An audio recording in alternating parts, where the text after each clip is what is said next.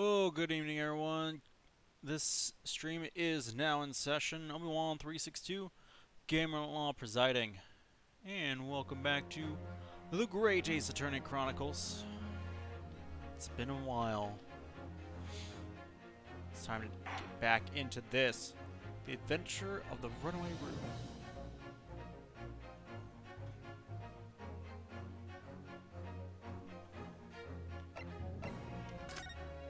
Let us begin, shall we?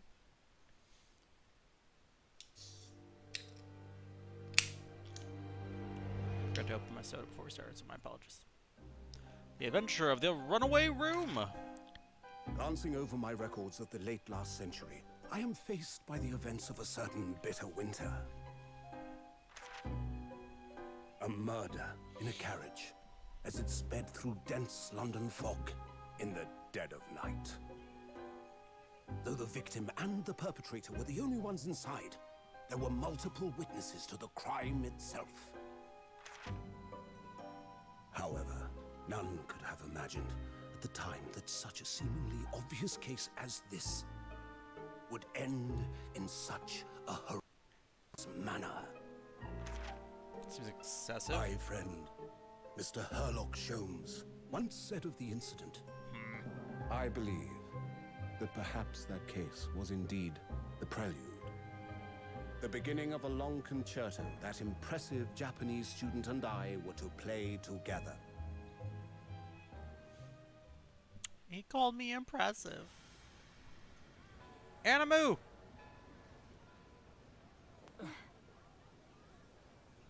Amazing. Is this really just a railway station? Railway station or not, I've never seen such an enormous building before. And look at all the steam locomotives. Why do they have This English country is accents? incredible. Those are from Japan.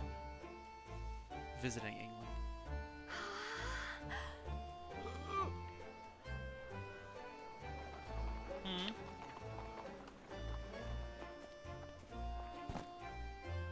I feel like I'm dreaming. So this is the capital of Great Britain. This is the capital of Great Britain. Where to? Oh, hello. Climb aboard. I'll take you wherever you want to go. In that case, the Supreme Court in Whitehall, if you wouldn't mind. My pleasure. Pop, pop, cheerio. Hop on. I suppose you're visiting students from abroad, eh? Yes. Quite. Thought so. Well then, I hope you enjoy your stay. And welcome to the centre of the world, Great Britain's mighty capital, London. London!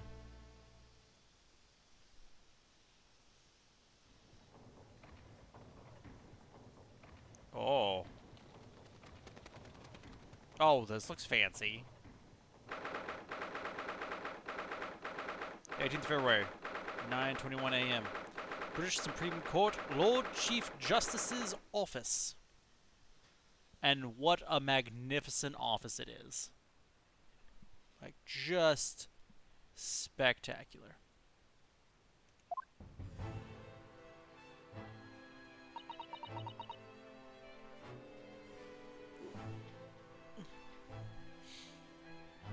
Even Susato is speechless.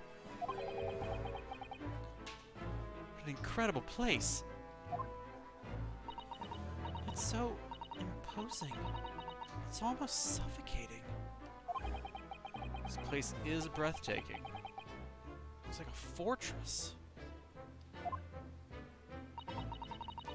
There's some stone buildings like this in Japan now, of course. But they've only been built in a few short decades since we opened our borders to the outside world. An authentic example like this has quite a different impact, wouldn't you agree? A far cry from the wood and paper most of our buildings are constructed from. It's certainly unfamiliar. I think there's more to the differences than just construction materials.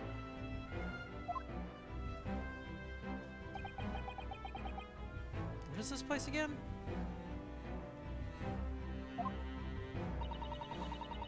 the Lord Chief Justice's office, Naruhodo-san. The Supreme Court of Great Britain. The Lord Chief Justice. That's a nice ring to it. I am your Lord Chief Justice. Your instructions report here at this time. If circumstances were different, we're supposed to let the Lord Chief Justice know that we had arrived from Japan. Kazuma can't. No. So instead, we're here in a different capacity. As envoys, to report the news of Kazuma-sama's death. Yes. And having delivered his or her message, envoy's duty is done, and they can die in peace. So, we'd have to return to Japan. Remaining here in Great Britain. I have to take Kazuma's place as the law student selected for the study tour. What's she on about, Mom? Yes, which means you need the requisite qualifications as a lawyer. Which is what I've been studying for. Here in Great Britain, it is Lord Chief Justice who appoints lawyers. So that's the second reason why we're here. To have you officially recognized as a lawyer. It's the only way that we'll be able to remain here in London. No pressure. None at all. Hope I'll have to scratch. Ah, good morning. Sorry for keeping you. I assume that's what he sounds like. Oh my. Okay. I'm trying to decide how I feel about this. He's not the... He doesn't look like the nice old man I'm used to as being the judge. This is fine. Oh. I trust you aren't too exhausted after your long voyage from Japan? Seems I'm 1 hour, 12 minutes, and 47 seconds late. My apologies. Oh, no. Don't mention it. We're never happier than when we're standing around with nothing much to do. Ryonosuke. Now, fortunate. So, introductions. I am Mael Strongheart, Lord Chief Justice of the British Empire. Because I have a limited range, Bubbles. I have a limited range, Bubbles. Bubbles being a butt again. I feel like a little mouse under an elephant's foot. Come on, Mr. Naruhodo. Don't be a mouse. Oh, I just thought that was fine. It's an honor to meet you, Lord Chief Justice Strongheart. I'm Ryonosuke Naruhodo from the Empire of Japan. I also think I peed a little. It's fine. Well, Mr. Naruhodo. Welcome to London, the capital of our glorious British Empire.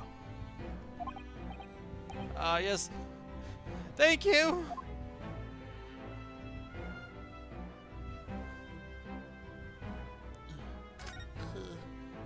London. So, what are your impressions of our capital so far? How do you like London? Oh, help! I've been so nervous ever since I got here. I can't remember a single thing about the city. It's simply splendid, isn't it, Mr. Naruhodo? Oh? We had a wonderful view of some of London's streets from the carriage on the way here from the station. Everything is so impressive and grand. I must say, I'm almost lost for words. I'm glad to hear you like it. The city boasts tramways, piped water, and gas, even cables supplying electricity.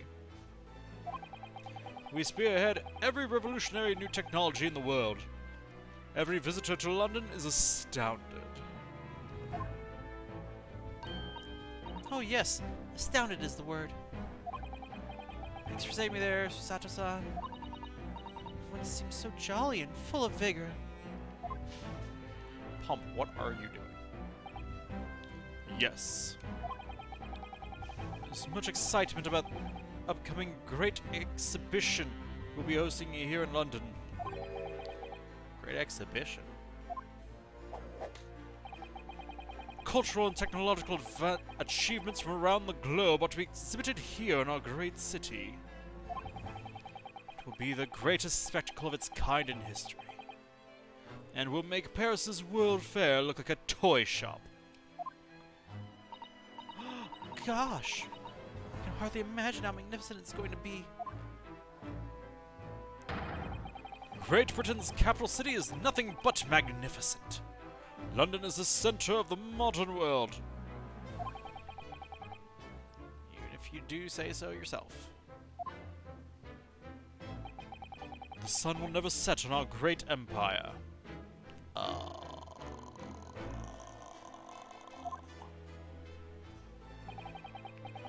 Perhaps it is fate that in these progressive times, we welcome visitors from the land of the rising sun. Cool. So, lawsuit. Lord Chief Justice, I think you're expecting a student of law for the study tour, weren't you? Absolutely. A Mr. Kazuma Asogi, if my memory serves. That's right. The British government has already been telegraphed a full report on the situation. Understand the young man lost his life aboard the steamship bound for our shores. It's amazing. News reached him before he even arrived. My country naturally extends its deepest condolences to yours. Oh, thank you. And you honored this appointment specifically to inform me of the news? Yes. We are here in the capacity of envoys from Japan to report the sad news in person. They tell me you Japanese are people of protocol and courtesy, and I see that it's true. It is with some regret that I must inform you that the death of the young lawyer means this study tour arrangement can no longer proceed. If you would just hear us out, Lord Strongheart. What do you have to say, madam? It's about the study tour. Mr. Naruhodo here would like to make a proposal. Would he now? Well, Mr. Naruhodo? This is it then. Moment of truth. Gonna be sick. Great. I'd like to continue the study tour, sir. Thing is, Lord Justice, Lord Strongheart, sir, with honors.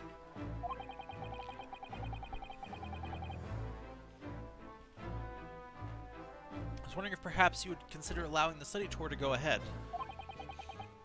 Don't misunderstand me. Britain would ideally like to see the tour go ahead. But without a lawyer from your country, there's nothing to be done. Well, in that case, what if there was someone else? Another lawyer from Japan, I mean.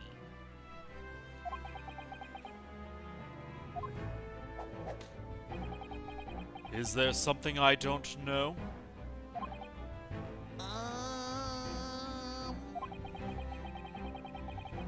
Only a single lawyer was invited to Great Britain from your country.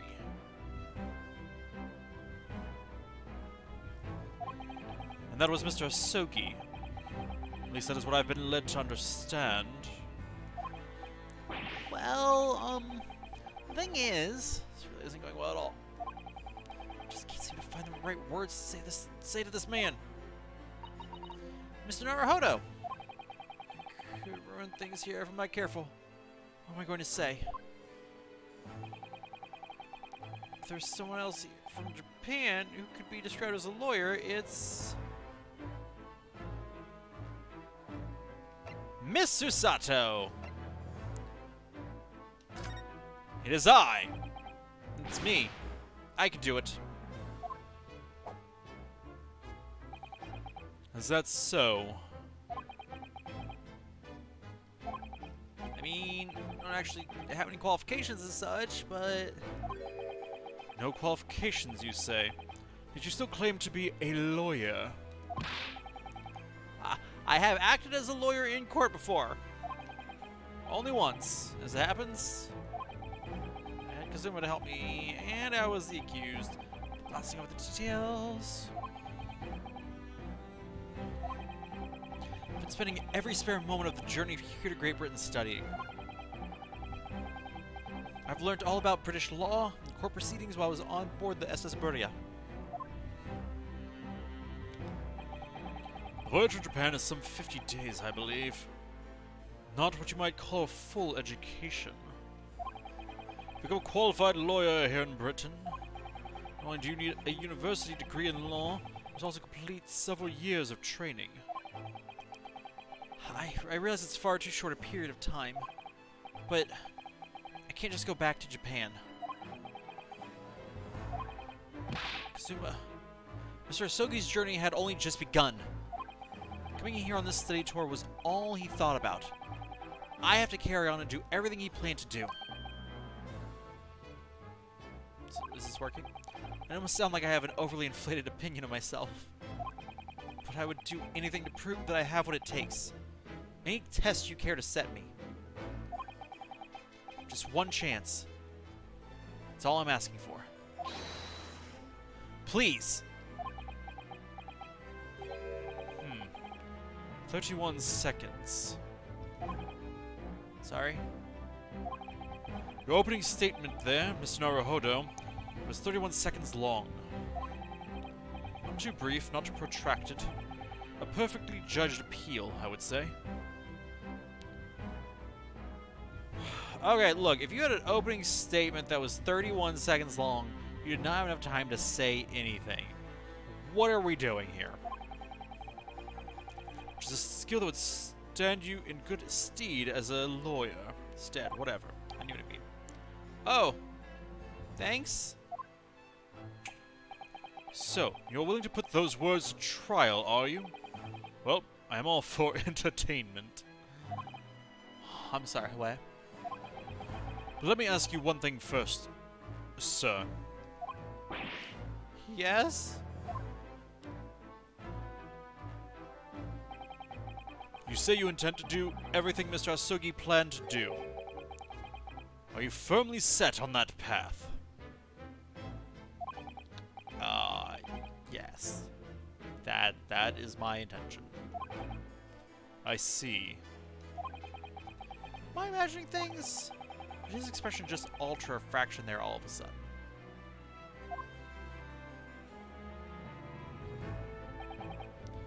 Very well. You have your wish. I'll give you a chance. A test to become a specially certified lawyer. Whether you pass or fail is entirely down to you. Really?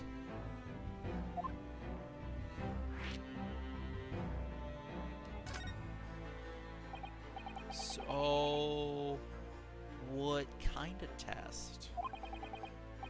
Tell me, Mr. Naruhodo, what do you consider the role of a lawyer to be? Well, defending people, of course. Not a good answer, that's fine. Well said. So, let's have you defend someone. I object.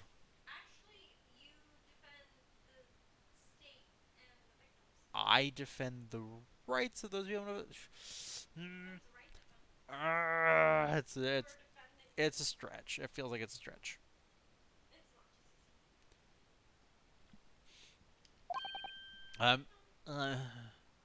Nani?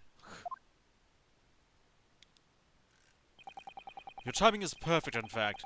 There's an apt trial about to begin later today. No advocate has been appointed for the defense as yet, so this will be welcome news.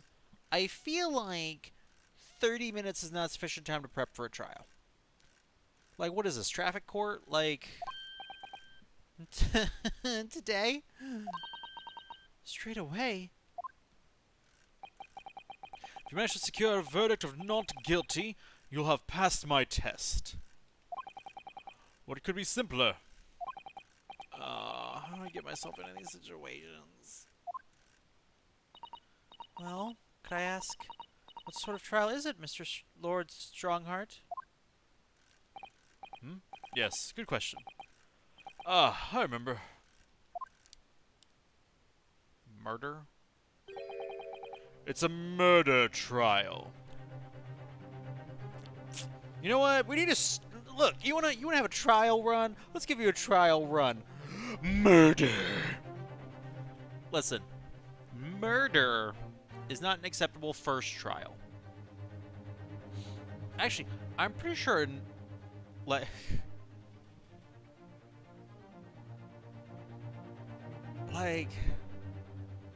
yeah.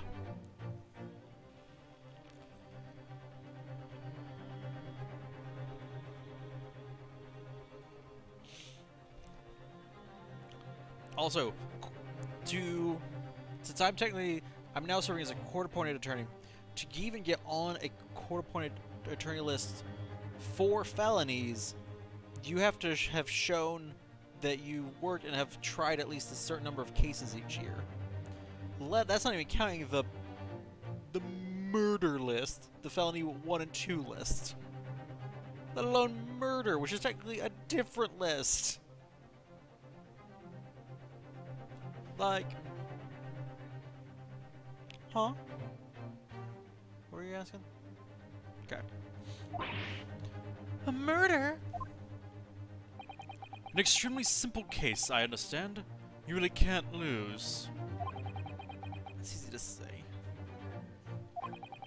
But I should mention, just in case, if the defendant is found guilty, he will of course be sentenced to capital punishment. I'm sorry. I'm getting a death penalty case. It's my first go-round.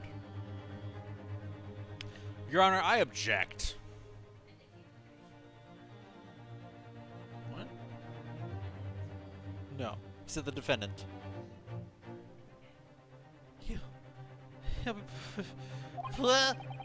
Here in Great Britain, murderers are sent to the gallows without exception. Presumably, you read that much in your short C-based introduction to British law? Sure. We can't possibly agree to such a test. We'd be toying with the man's life. I'm the Lord Chief Justice. I've decided it's acceptable. I'd be like, you're power hungry. But you can't do that, can you? There's no need to overcomplicate this. All you have to do is ensure that you don't lose. So the defendant may live or die, depending on how well I perform in court.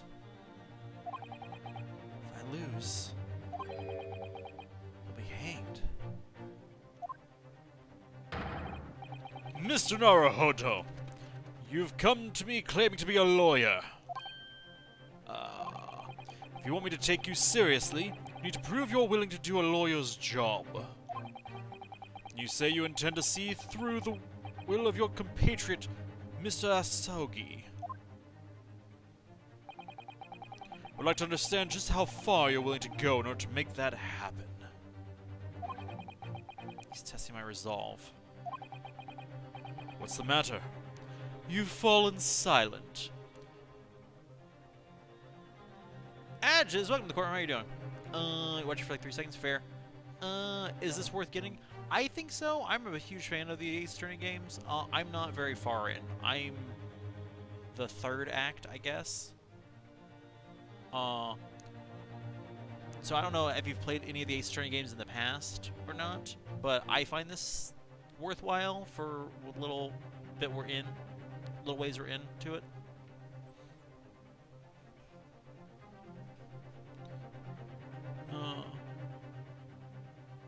You'd be a fan of the original trailer when it got released on Switch. Then I'd probably highly recommend it. Like, because like as long as you're a fan of this style of game, then spot on. Because I'm like, I know that's the one thing is like, as you know, visual logic novels are not everybody's cup of tea. But if you're a fan of the series, then highly recommend.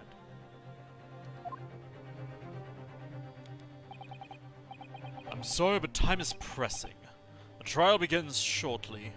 I need an answer from you now. What's it to be? We want to get it though. Taking rope to playthroughs. Still from on sale on Steam. Just people keep telling me that I need to play Danganronpa, but I've never gotten around to it.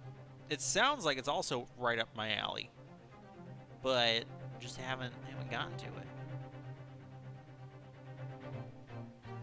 Are you on the first one or on which one? Isn't there numerous? Not numerous. There's like 3.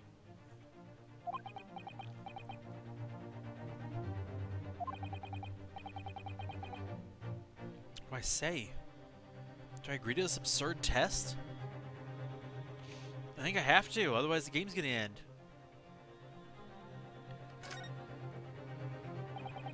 Alright then. If I have to give you a decision now, my answer is... I can't do it. I can't get the words out. Never played them. They were good, similar to this kind of logic game in anime style. Nice. That's fair. I know if I had seen them on sale, I may have also grabbed them then, because I would have been like, I've been told enough times I need to play this. Just go and pick it up. You have to let me know how it is then, Edges, because I've heard it's good, but I only know like a couple people have actually played it. So 15 seconds. Decision making needs work if you want to be a lawyer. That was too slow.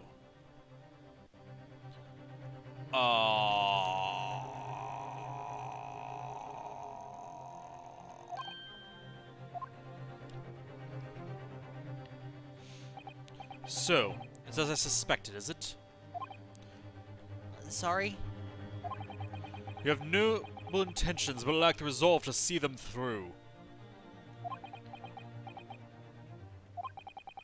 Test is cancelled. Thank you for stopping by. Go and acquire your ticket for passage back to the east tomorrow. This conversation is over.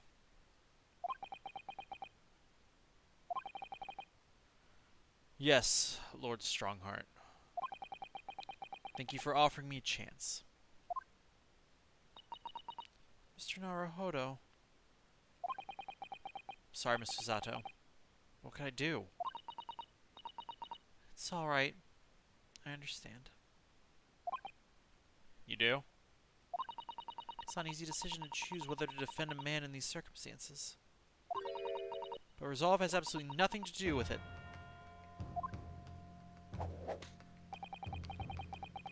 What are you trying to say, madam?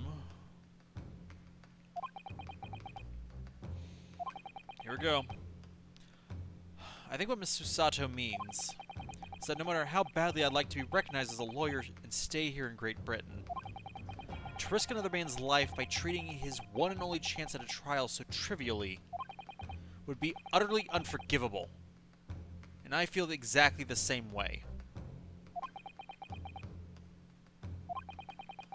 I'm sure the defendant won't see this trial as a test, some kind of experiment.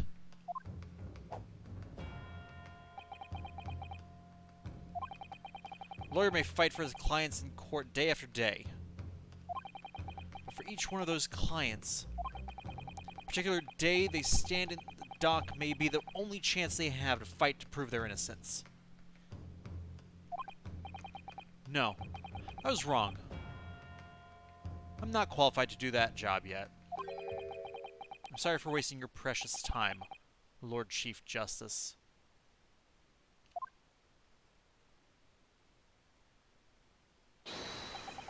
Wait, Mr. Naruhodo. Oh? Was there something else? It's approximately 20 minutes by carriage to the Old Bailey from here. If you leave immediately, you should still be there in time. But I just said that... I was quite serious in what I told you. The defendant in this case has literally no one to advocate for him. I'm sorry, he what? At this point, he can't hope to find someone to represent him. The trial will begin without a defense. And if that happens, there's only one possible outcome.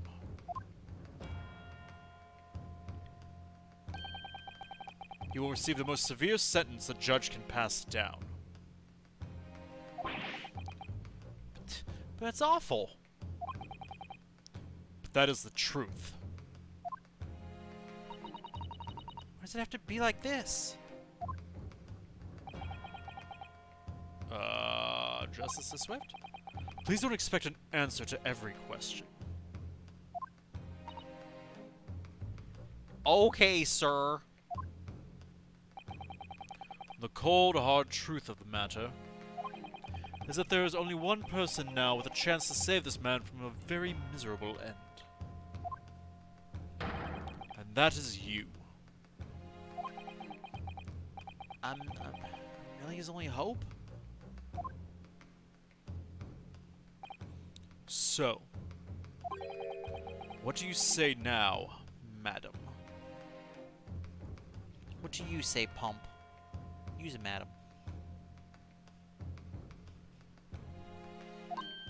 Me? What do you mean, Lord Strongheart? You said it wasn't an easy decision to choose whether to defend a man in these circumstances. And I agree. But in my estimation, it is purely and simply a matter of resolve. Oh. Our time is up here. I have a meeting to attend. Must leave in 2 minutes and 16 seconds. So, venture into our great city and enjoy yourselves.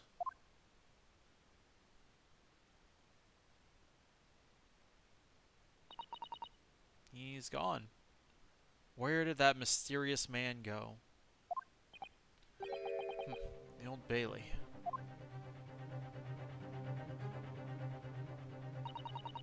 If we're going to do this, Mr. Naruhodo, we must leave at once. Yeah, I agree, I just don't like it.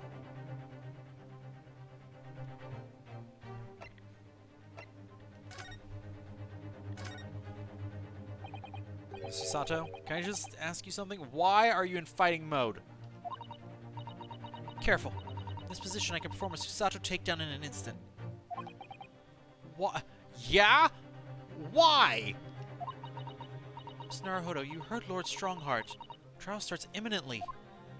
If I need to throw you, I will. No? You know, you could just say, I think we should hurry to the courtroom.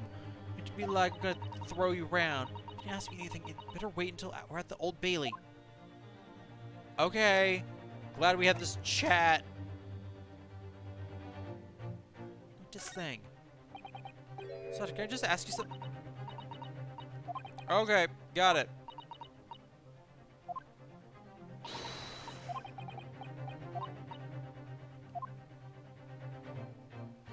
Understood.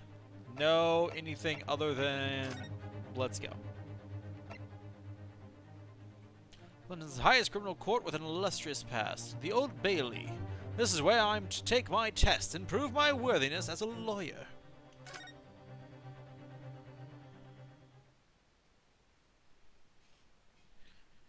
Look at that constable. Him and his mustache. 18th of February, 9:45 a.m. The Old Bailey, defendant's antechamber.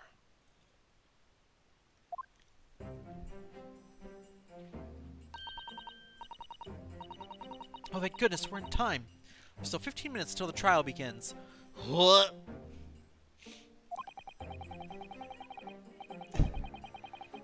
Just trying to picture doing a murder trial on 15 minutes notice. Just be like, what? Yeah, after studying to be a lawyer for 50 days. On a boat. Never knew a horse-drawn carriage could go so fast. I thought my teeth were going to rattle loose. Did you hear what I said to the driver when we climbed aboard? Get us to our destination in 5 minutes, driver, and there's a guinea in it for you. You gave him a pig? Well, a hamster? It's one of my favorite lines from the... We're a fowl, according to Bubbles. It's one of my favorite... You say it's one of your favorite fowls? Why is it one of your favorite fowls? Because it's named Guinea? Use Guinea, Bubbles. It's my favorite lines from the Sherlock Holmes stories. They work quite perfectly. Not sure why you're so pleased. I thought we were going to die, and we had to pay gold for the privilege. Well, at least we arrived here before the trial started. Yes, I suppose there's that. Anyway, I don't understand it. The court clerk said the defendant should be here. There's no sign of him at all.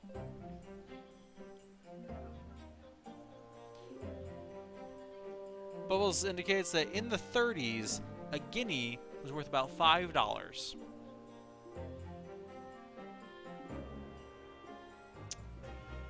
I feel like that's not enough, but that's fine.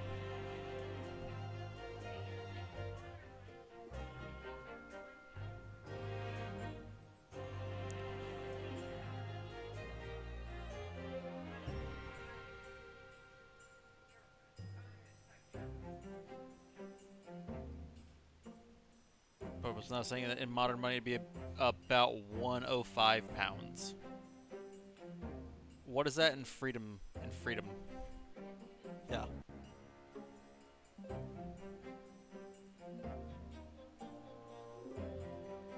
Take too long.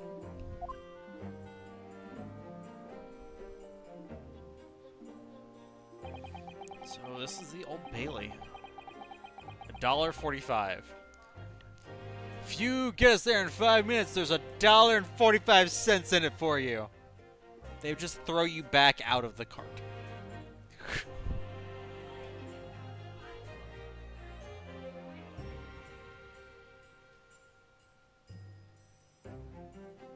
I mean, yeah, I guess.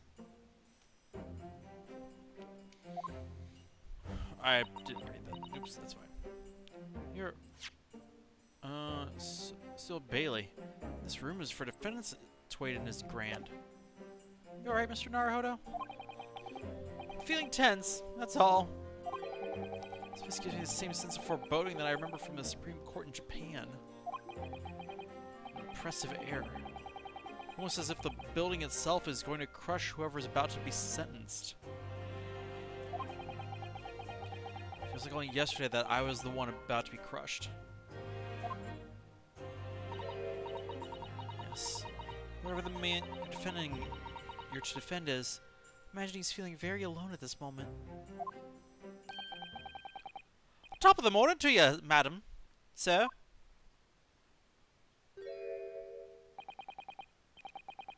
What are you doing following me here? Things are fair desperate, are they?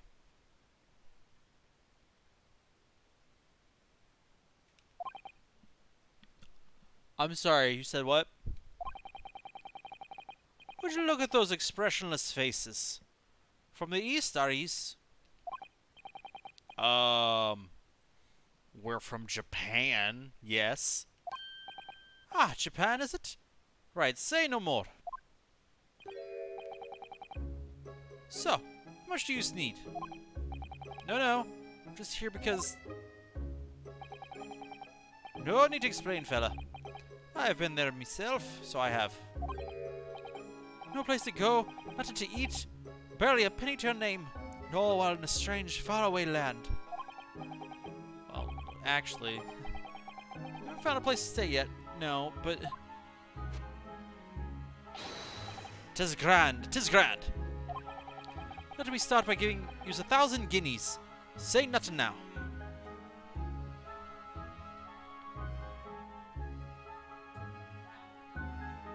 So that's a lot of little gerbils. Like, I don't need 1,000 gerbils. You don't know what they're talking about? Here you're talking about guinea pigs, alright? You and your burbs.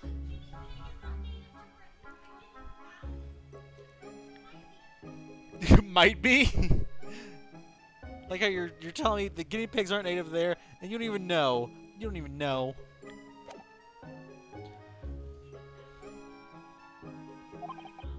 Huh. 1,000 guineas? Please, Mr. Sato, you don't have to shout.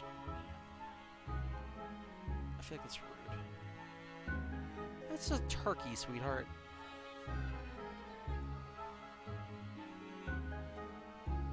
So it's a peacock. Bubbles, you're so cute. She's a goober, but she's cute. Bubbles is so excited by guinea fowl. But 1,000 guineas is 1,000 guineas? So I have to build an entire mansion in the most prestigious area of Tokyo. I'm sorry, it's what? Bubbles, how much was a guinea worth at this time? Oh, I don't know. When was Sherlock Holmes written?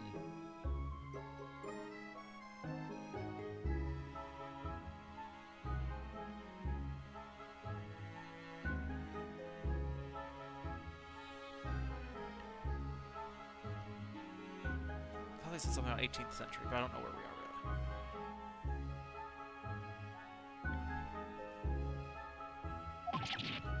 What?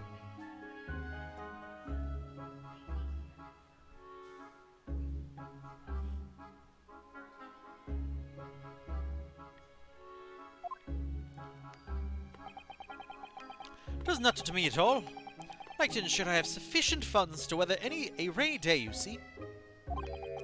I have enough wealth to buy the city of London 2 or 3 times over. How much rain even fall in one day?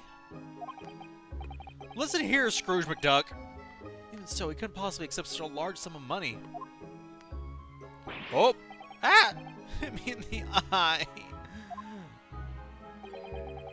Don't get me wrong, fella. I'm not giving to you no strings attached. I'll be wanting you to do something for me. Oh, Mr. McDuck? To be honest, it's a little embarrassing. The trial that's about to begin, you see, is for me good self here. I'll be on the dock. So now, what I want you to do...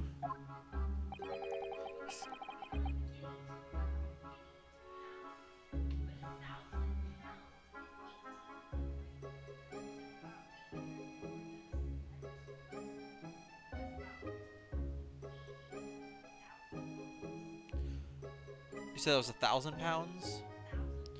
So, according to Bubbles, 1,000 pounds in 1800 would have been equivalent to 87,000 or something? 80,000, excuse me. $80,000 as of 4 years ago.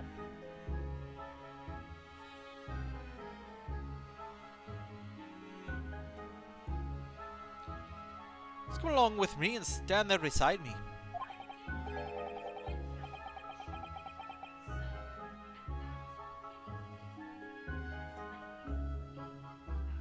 So yeah, according to Bubbles' math, as of 2017, it would have been approximately, it would have been a little over 80,000 pounds.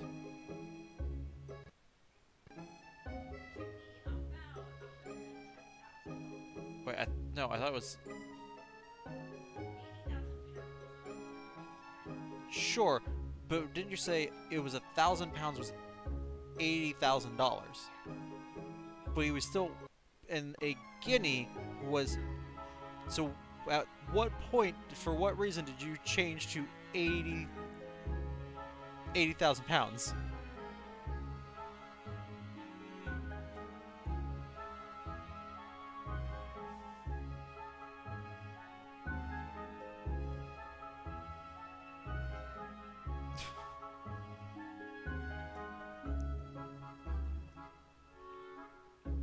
So it looks like we're talking about 1,000 pounds and 1,000 shillings. Yup.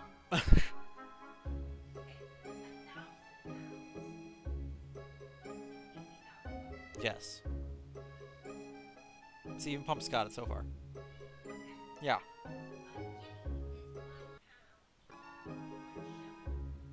Uh-huh. Right. I'm with you so far.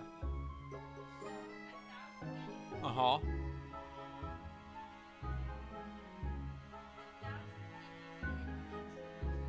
Uh-huh.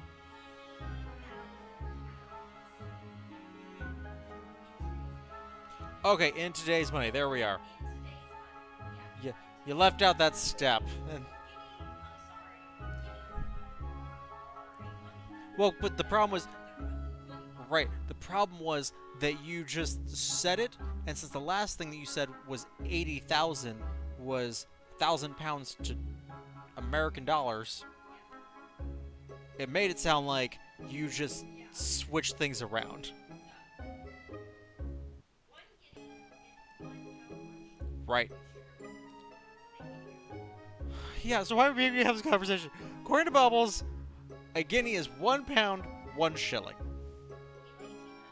In 1800, 1,000 pounds was the equivalent to 80,000 American freedom dollars.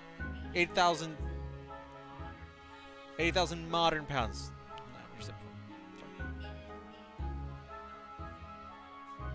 80,000 modern pounds is equivalent to 110,000 freedom dollars.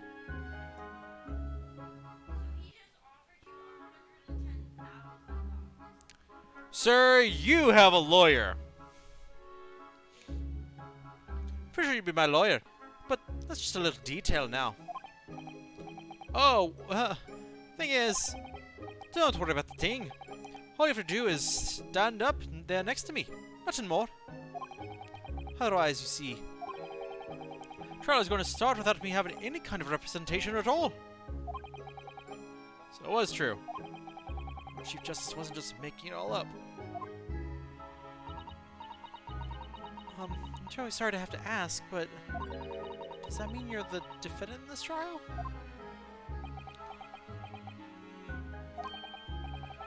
Bluster and blazes! Do you not know who I am? Me, one of London's biggest names. No, we just got here. Sorry, we only just got in the city, you see. I see. I suppose it isn't altogether impossible.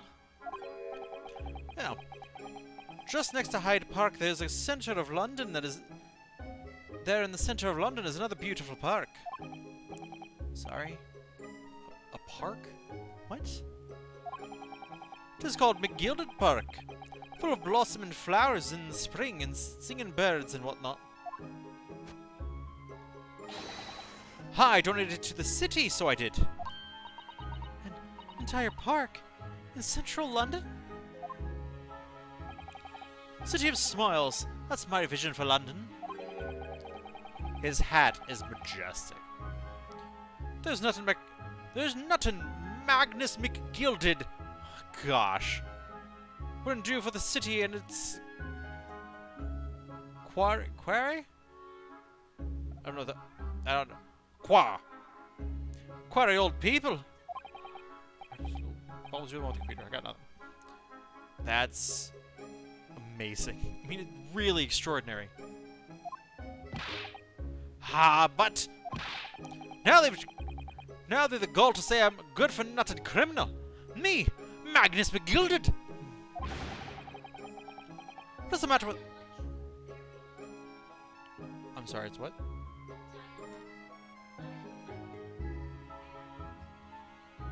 dialectal variant of fear. Queer. Okay. What is the matter with the London police, I ask ya?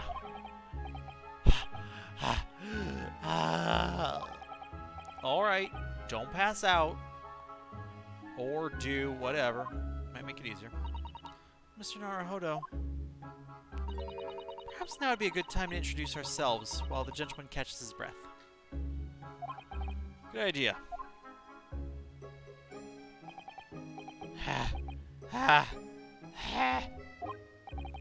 Mr. McGilded, the thing is, we're actually here in London to study British law. We're law students on a study tour from Japan, you see.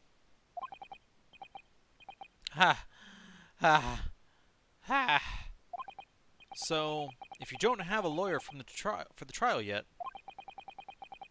you'd be happy to put yourself in our hands. We'll do our best. What was I after saying, you daft Egypt? I've given you 1,000 guineas to stand up there next to me, haven't I?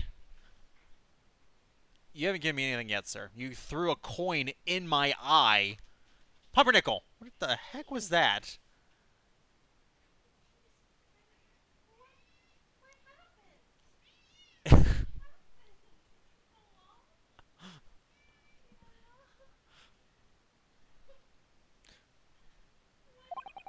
Well, yes, but I wasn't really offering to just stand up there next to you.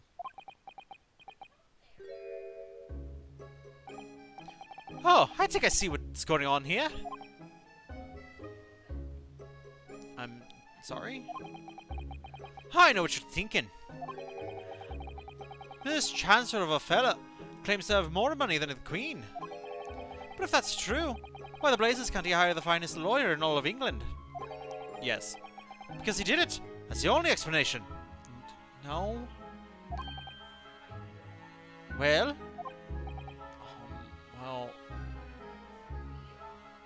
What do you mean? What? Balls, what do you mean you think he's talking about me?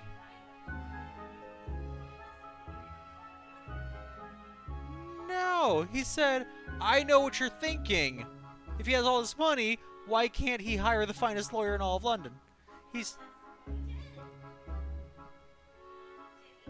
No! Because he did it. He committed the crime. Bubbles. See you on Mike so you can make these brilliant deductions on my... I got it! Because he thinks you are the best lawyer. Nope. Nope, Bubbles. Not that.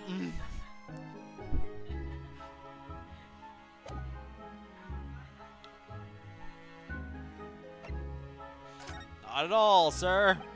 Not at all. Although it is a little strange, to be honest. Why you don't have a lawyer, I mean. That would be the fault of the Reaper. Like Jack the Reaper? Sorry?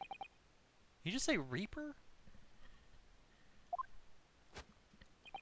Aye, the Grim Reaper of the Bailey, Lord Barack von Zeeks. He's the prosecutor. Well, that's terrifying. Prosecutor is the Grim Reaper? Look, I no longer wish to represent you either.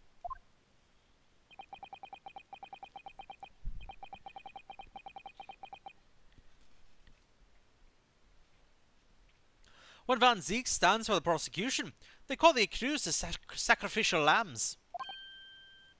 I don't like this. And to this day, in every single trial in which he's been the prosecutor, the accused has been damned. I'm sorry, what? So it's reached the desperate situation where there's no one willing to stand in defense against the fella at all. Why not? You could say he's a living legend of the Old Bailey. I feel like that's... Like, look, if you're already going to lose anyway, why not do it? I don't understand. Goodness. Barack von Zeeks. Must be an exceptionally talented prosecutor, then. Talented isn't the word you're looking for, madam. It's cursed. Cursed? What on earth? The defendant is summoned, and his counsel. Please make your way to the courtroom. Trial is about to begin. His counsel? Oh, that's me. Oh, it's time. Well then, fella, don't let me down. I don't know anything about the case. You haven't told me what happened. Today you showed your face here. I had made up me mind, so I had. I'm sorry. I decided I'd have to defend myself in that. How would that have worked? Then you made an appearance. A student of law, wouldn't you know?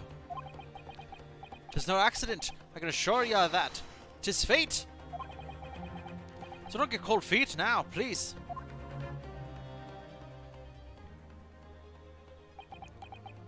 Cool. I literally know nothing about the case or about this man who stands accused, other than the fact he's willing to give me 1,000 guinea. Which is about 100,000 in freedom units. In fact, the only thing I do know is that I can't just turn my back on him. I mean, look at that majestic hat.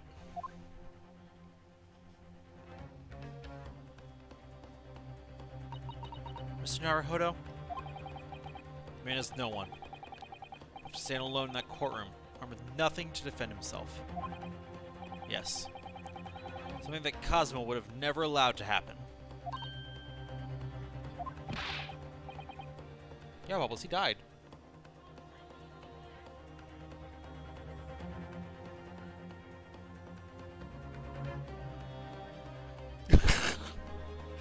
You missed the whole thing where we were trying to solve his murder?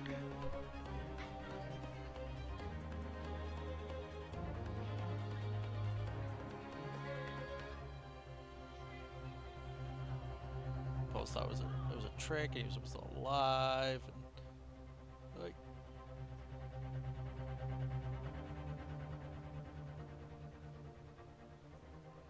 I'm sorry, Bubbles. Don't be sad. It's okay. You knew him for like...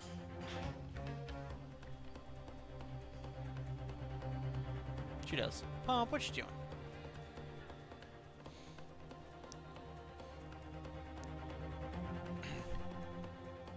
I'm trying to... problem is in this weird Irishy accent, I'm trying to find a British accent.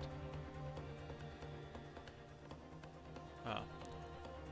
Counsel for the defense, what are you doing? If you're late for the start of the trial, you will lose your right to stand.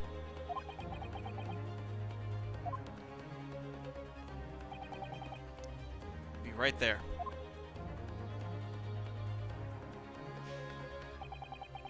It's happening then. My first trial in a British court. Hope you're watching over me, Kazuma. Because I have no idea how I'm going to manage this.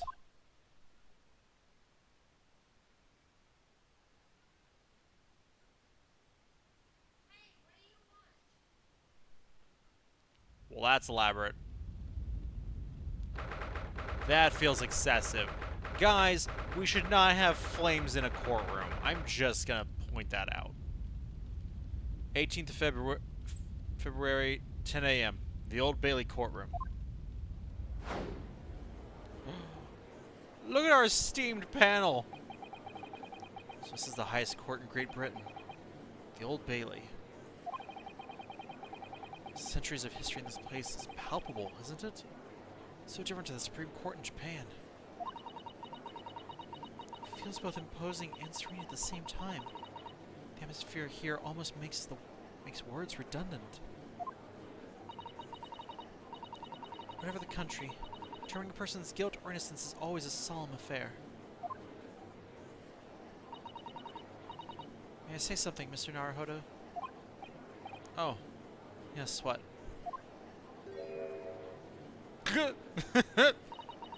Your eyes look ready to pop out of your head again.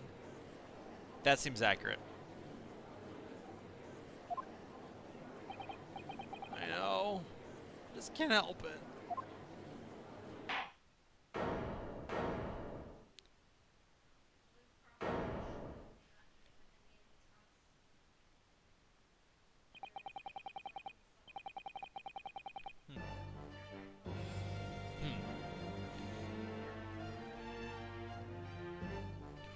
In the name of Her Majesty the Queen, I hereby declare this court to be in session.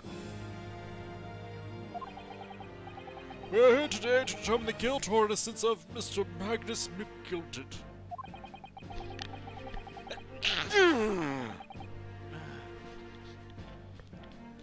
I now call upon the counsels for the prosecution and defense to declare their willingness to proceed. It requires me to take air in at a weird spot in my throat. It's apparently not agreeing with me right now.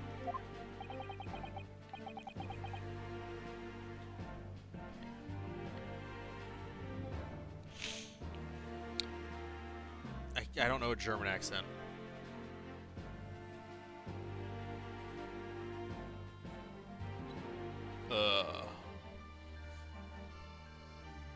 Also, why is he a vampire?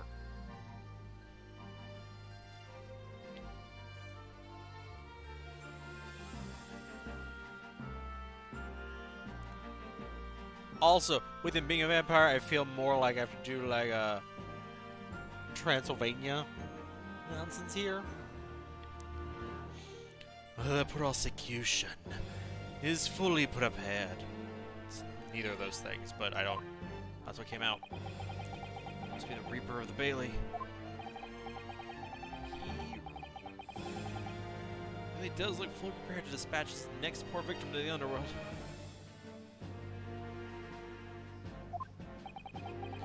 Counsel for the defense.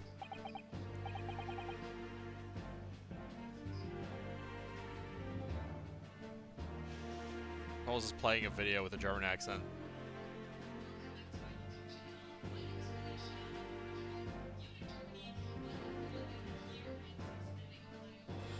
Huh.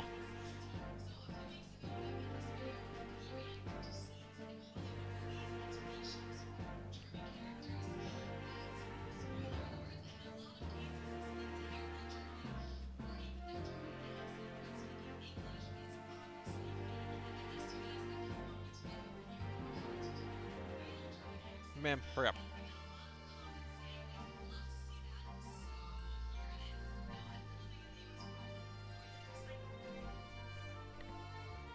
This is too long. Can you just play the start again where she says it in a German accent? Say a fake one. Accent? Yeah, that's fine.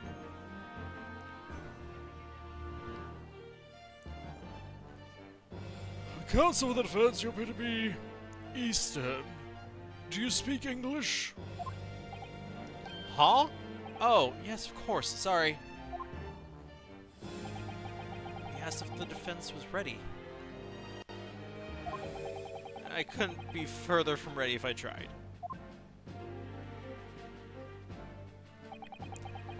Those eyes please me. Nipple knees. I assume it's from Nippon.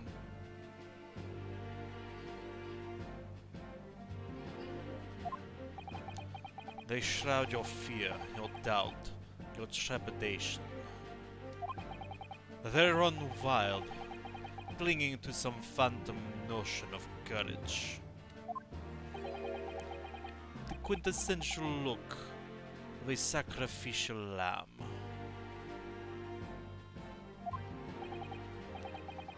Oh, I just had a cold shiver run down my spine, all the way to the tips of my toes. That's called pee. Down your spine? Sure. Once it went down your leg, that was pee. Like, that's just science.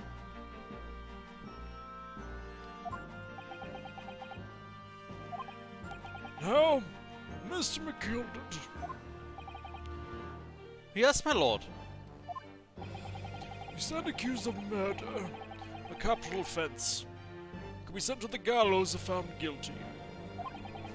Are you quite sure you wish to entrust your defense to this foreigner. I don't have much choice, Your Honor. As always said, my lord, it is a grand thing to give opportunities to the young. Even if the fellow is a student from some little island off in Far East. It is not the British way to ignore the dangers to yourself and give those less fortunate a fair chance. I'd like to think that acts of chivalry do the great British Empire proud. Listen, Mr. McGilded. A fine gentleman of London has in him. Did you hear that he donated £5,000 to the government the other day? Then please, may we go and play in Mr. McGilded Park? So everyone in the public gallery is firmly behind Mr. McGilded. It's definitely welcome news. He certainly has a way with words. I'm surprised he couldn't convince anyone to defend him.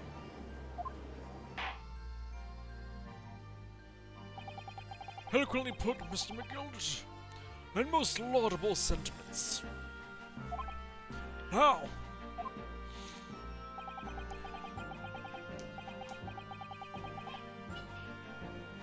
ladies and gentlemen of the jury, I'm sure I need hardly remind you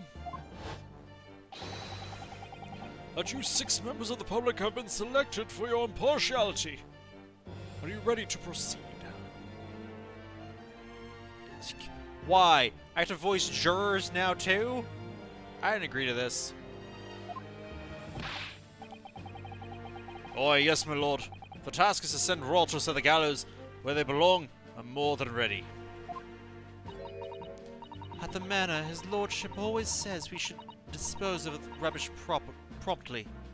Naturally, I agree. Ha! Any criminals here will soon be wishing they never set eyes on me.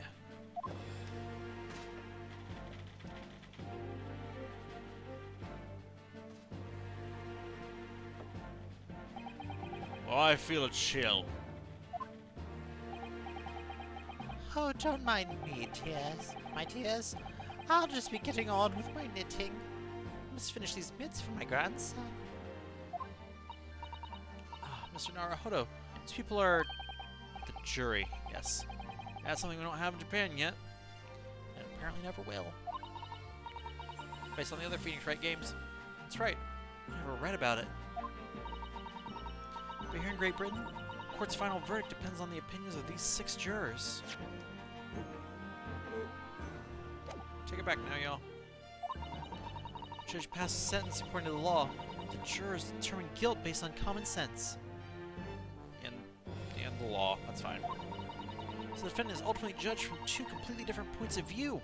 But how exactly did the jurors give their verdict? That I don't know, but I'm sure it'll become clear as the trial progresses. Yeah. Maybe. Prosecutor Van Zykes. My lord. It's been a number of years since we've seen you here in the courtroom. I thought you'd renounced your fame. I'm known as the Reaper of the Bailey, my lord. Infamy rather than fame, I would say. But yes, 5 years have passed since I last spread my wings in this capacity. So what brings you back? Is there some change of circumstance which the court should be aware?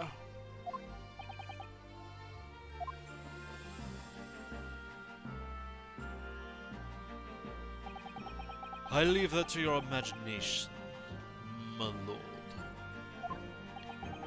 So the Reaper has been out of action for 5 years, okay? Should I have a chance, right? I have to choose today of all days to make a comeback. 'Cause it's called plot, kid. Don't lose heart, Mr. Naruhodo. As you wish, sir. Court nevertheless welcomes your return. Now then, opening statements, I think. A summary of the case, if you please. Certainly, my lord. As your lordship is aware, this is a case of overwhelming simplicity. We're the only ones in here who aren't aware.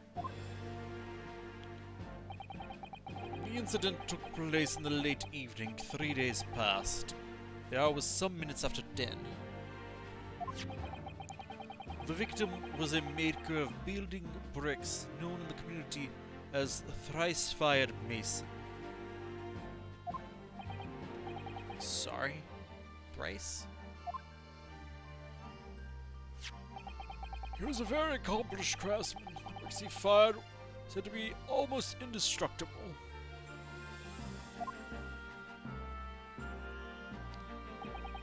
I apparently misunderstood what he meant by thrice fired. I thought he meant he had been fired from the job 3 times, not that he fired his bricks 3 times. Those are very different things. The victim's corpse was discovered in an omnibus in service on the streets of London at the time. A dagger that had been thrust into the victim's abdomen is believed to be the ultimate cause of death.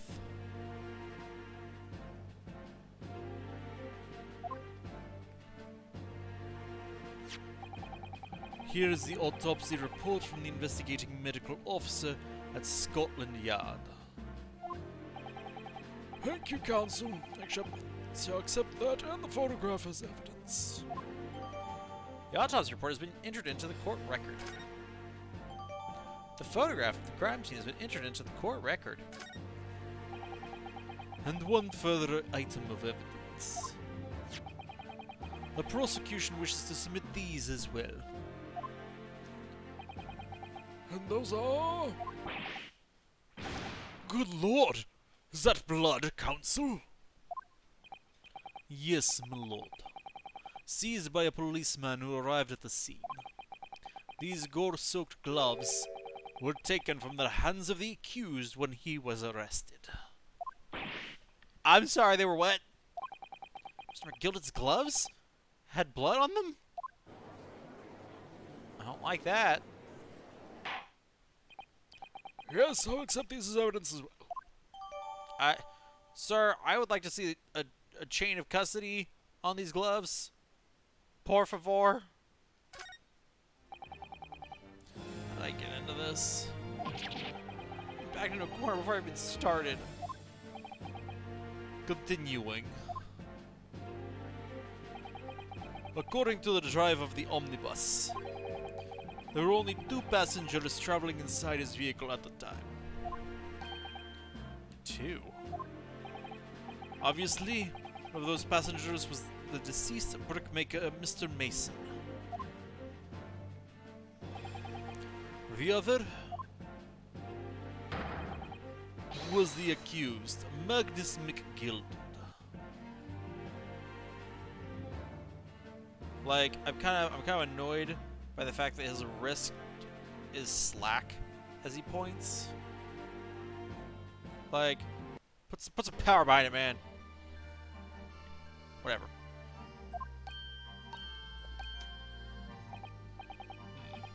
Well, rather damning circumstances to say the least.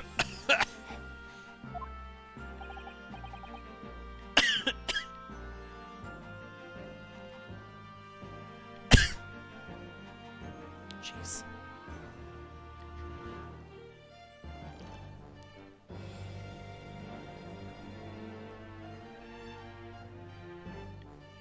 Defendant, what say you?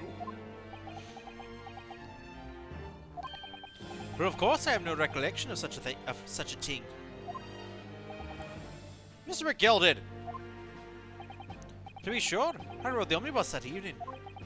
But whenever I'm in a carriage, I'm taken with a fierce tiredness and always succumb to it. Are you claiming to have been asleep? 'Tis the motion of the carriage, my lord. Lilton, so it is. When I opened my eyes again, it was a desperate sight before me. The body of a man I'd never laid eyes on before in me life.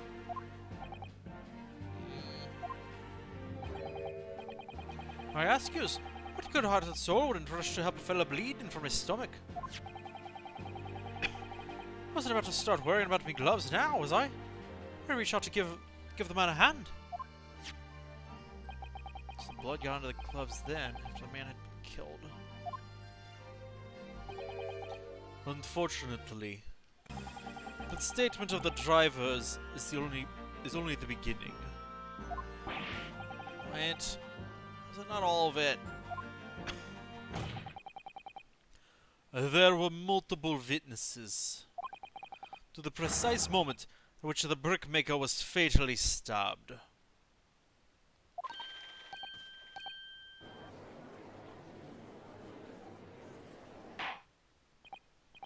Order! Order! Order! When the killing took place, only the victim and the accused were inside the carriage. And there were witnesses to the crime. It's really hard. This is not just a case of compelling evidence.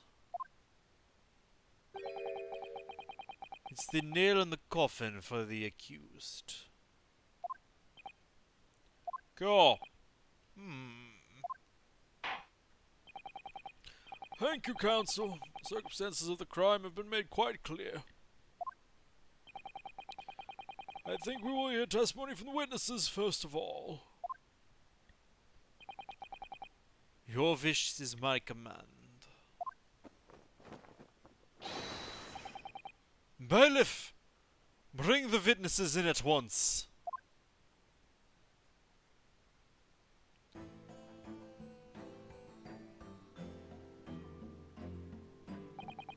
Witnesses with all names and occupations. There's so many characters. Okay. My name is, well, everyone calls me Pepper. I drive an omnibus in the East End. Bruce Fairplay. I'm a banker in the city. My name's First. Lady First. I, make hats for gents. Okay. Can you make yourself a better hat that fits and also isn't sewed together in the middle? Let's begin by confirming the facts. 3 days ago, at a short time to 10 o'clock in the evening, all of you present in the stand were in an omnibus and witness to the aforementioned incident. Is that correct? Yes, sir. Quite right. Yes, that's right, sir. Very well. Let's proceed to your formal testimonies, please.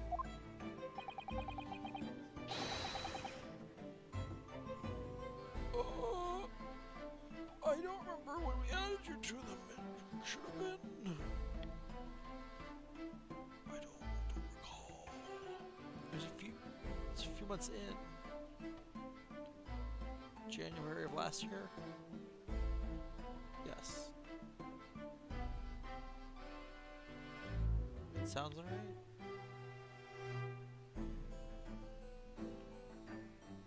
Yeah, because we got you on them before the world shut down, so.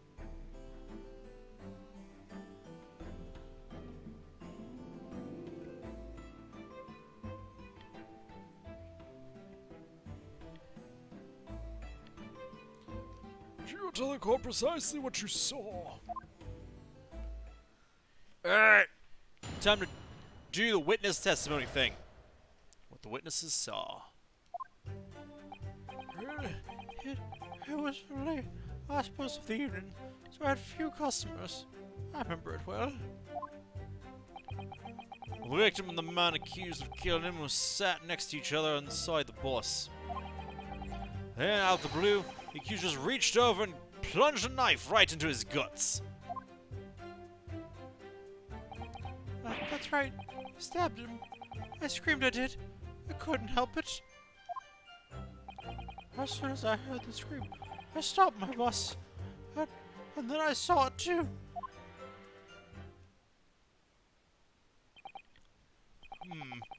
An ambiguous testimony, I must say. I forgot what your voice sounded like.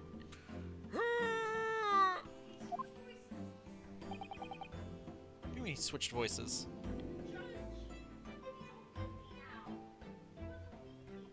What was he like before? Did you look at him and see that he was different? That wasn't you're the worst. Or there's your backseat commentary, not even paying enough attention, no. He thinks he just hired the best lawyer in London! Not what he said, Bubbles. Not what he said. Exactly, my lord. These men witnessed the incident in the omnibus with their own eyes. Cool. I'd like to ask a question, if I may. Yes, counsel. Well, this testimony makes absolutely no sense to me whatsoever. Why not? Well, the incident took place inside a moving carriage, didn't it? As has been clearly stated from the outset, yes. Well, in that case, how could those two witnesses possibly have seen what happened? There's no way they could have seen the inside of the moving carriage.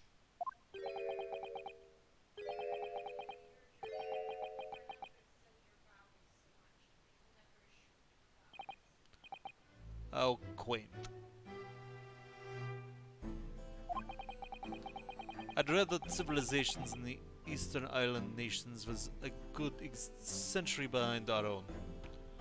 Wow. Wow. But you're here in London yourself.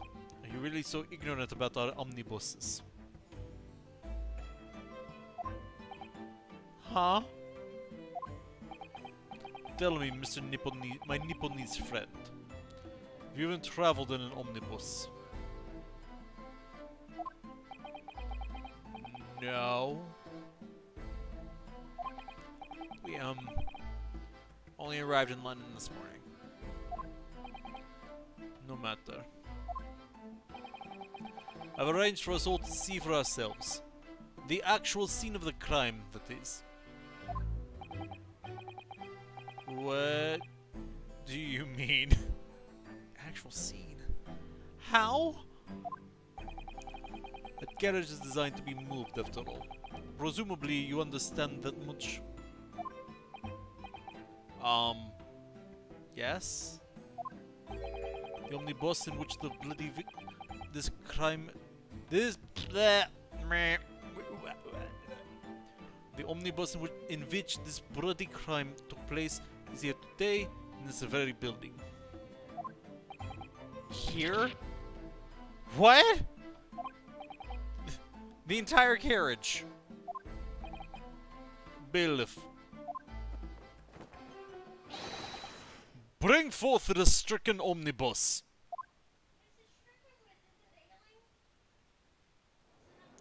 The frick. Sir. Sir. So that's an omnibus. The omnibus. Can't believe they could bring something so enormous in here. Great Britain's courtrooms are amazing. I mean, look at the doors, man. You can fit the Jolly Green Giant through that door, like.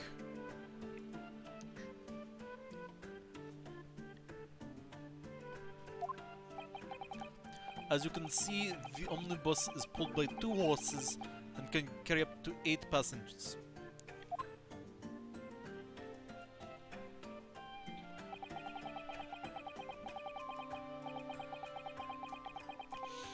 Four passengers seated inside in the enclosed cabin, and another 4 on the rooftop deck above.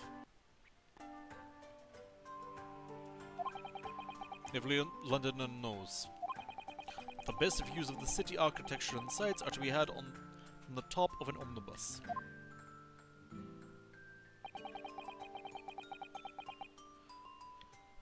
Baker Street. And I should point out to our foreign guests. Oh, there's a window! That there is a skylight on the roof allowing a view of the interior from the seats above. Oh, skylight. Oh! Frick.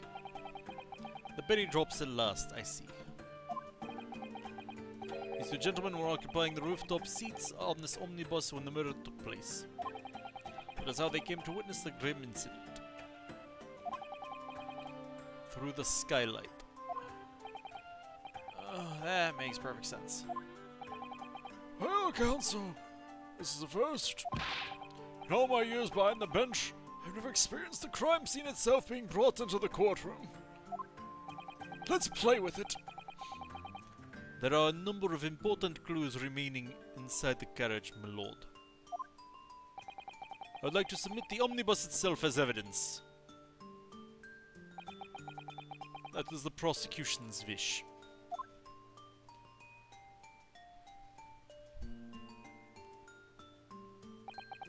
Very well. See no reason why not. Bubbles, you now see how he's different than who you were thinking of? You clearly are right.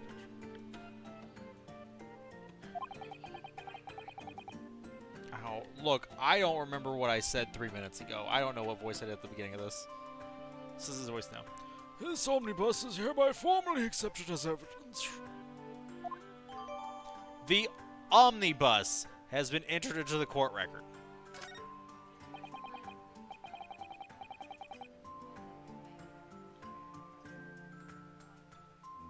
Okay. Can't believe it. Entire crime scene entered as evidence? Yes, Great Britain is simply extraordinary. Okay, sure. I can help myself a lot by giving that omnibus a thorough examination, seeing as it's here. Let us continue with the proceedings then. Your cross-examination, counsel. Pray don't expect this Nipponese stray to understand the intricacies of a British court's cross-examination rights. Rude. Also, maybe. Alright. First cross-examination in a British court. Yep. Focus, Ryonosuke. Focus! His eyes aren't bulging out of his sockets.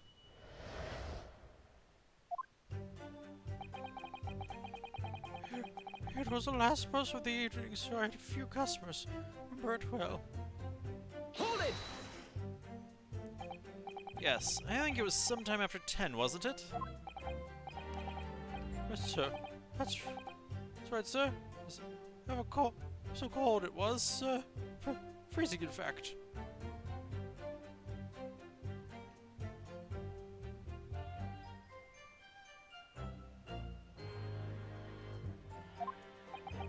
You had 4 passengers on board at the time, is that correct? Yes, that's right. All traveling in the same parts of the bus, of course, though, no. Why, of course, no. And there were no other passengers. Oh. And there were no other passengers when the incident took place. No one alighted, for example. You're quite right with that, sir. Other passengers like that? No, none. Somebody fled the scene of the crime, then. That's true. The boss insists on and running. He does every evening. That last bus of the day.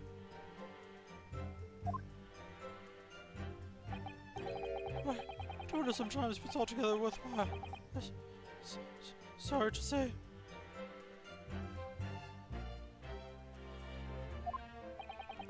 What do you mean by that? Oh, with it being so cold, I think only making 20 pence on the run, you see.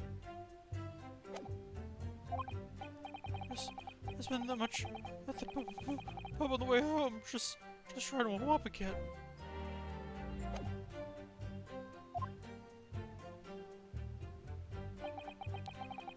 victim and the man accused of killing him was sat next to each other inside the bus. Hold it! You saw them through the skylight in the roof of the carriage? That's right. You sit up on the top deck, the window's right there at your feet.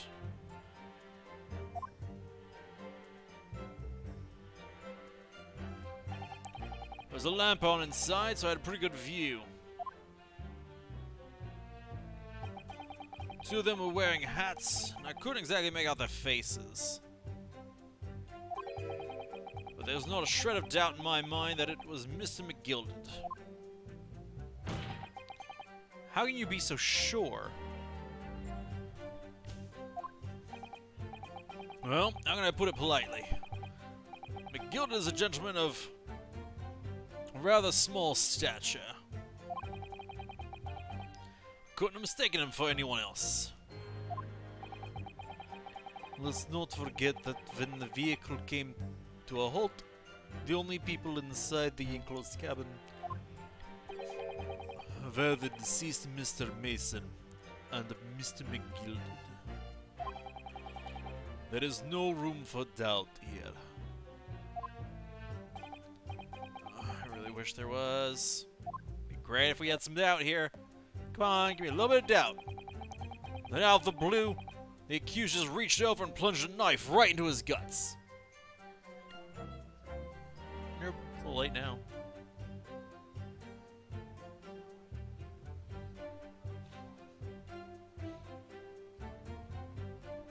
Hold it! Hold it, sir. You actually saw the exact moment it happened? Didn't I already testify to that?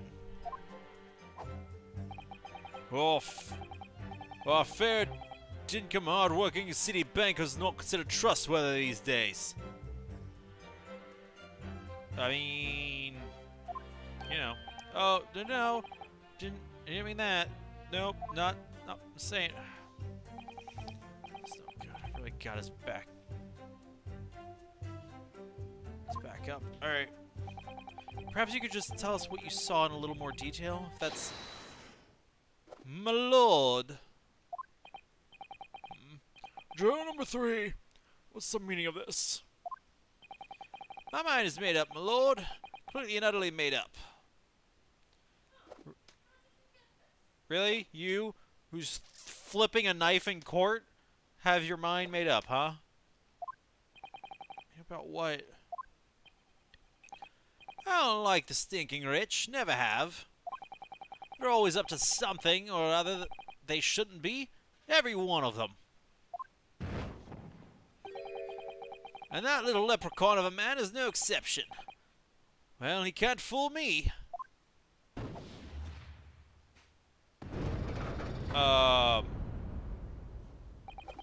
There's no point wasting time listening to any more of this.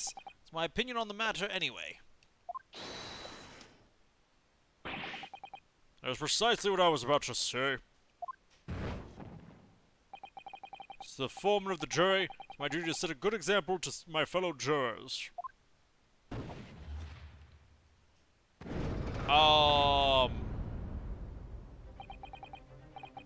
What is happening? Are we literally voting by fire? Is that literally what's happening right now?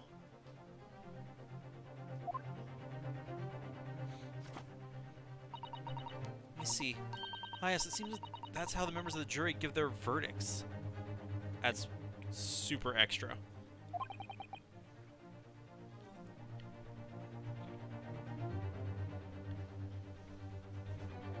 With fire? Apparently, yes. White for innocent, black for guilty. So 6 members of the jury make up their minds about the case. One by one, they each cast a ball of fire into the great scales of justice, as we saw a moment ago. So those enormous scales fall completely to the black side. Does that mean... Let's do our very best to make sure that doesn't happen. Awesome. Awesome. I'm more worried than I was before. Very well. Court acknowledges a change in the jury's stance. Counsel for the defense, please continue with your cross-examination. This is a nightmare.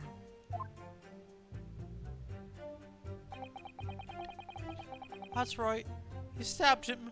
I screamed at it, couldn't help it. Hold it! You stabbed him, you say?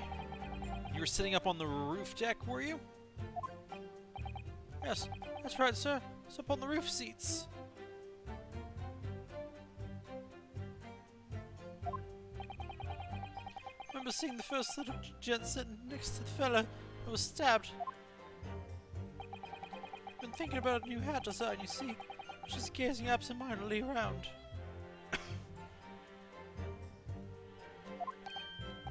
But then I happened to look down through the skylight.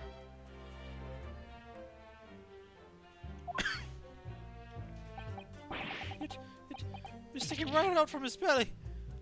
The huge great knife.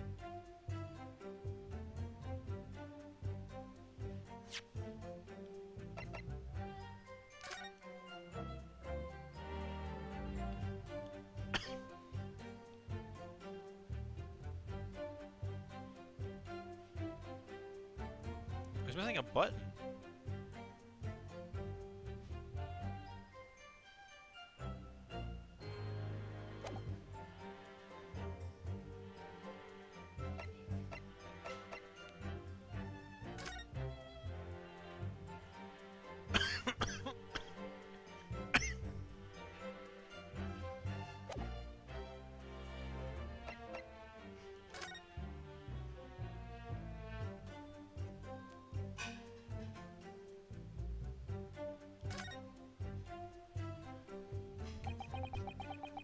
Certainly see inside the carriage for this opening, that's for sure.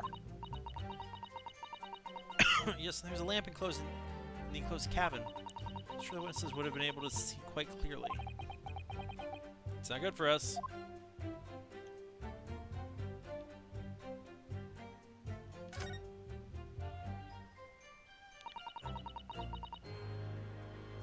So this is the roof deck of the omnibus.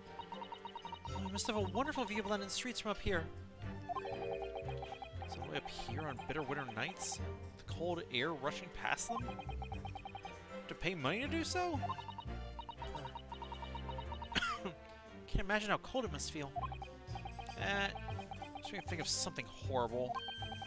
Imagine being dragged around the city in the freezing cold as a punishment.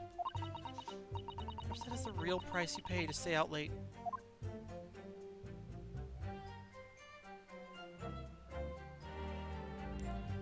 Huh? The back of the omnibus says Phoenix Wright Omnibus.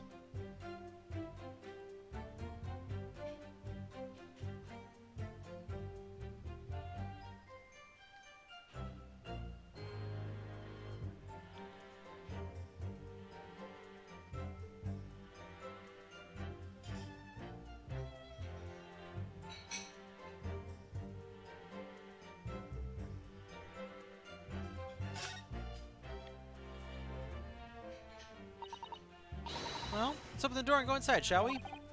The scene of a murder. It's horrible.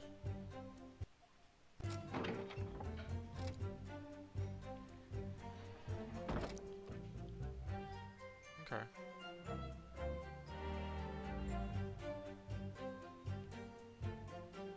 Oh, what's this?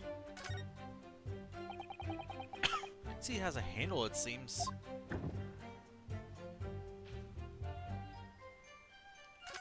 There's a treasure chest in here.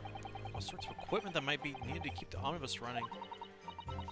Feeding tubs, tools to repair wheels, blankets, horseshoeing tools. Storage department for the coachman to keep his things, it seems. Need space for passengers to stow their luggage, that's for sure. Well, I imagine it would be very convenient for that purpose anyway.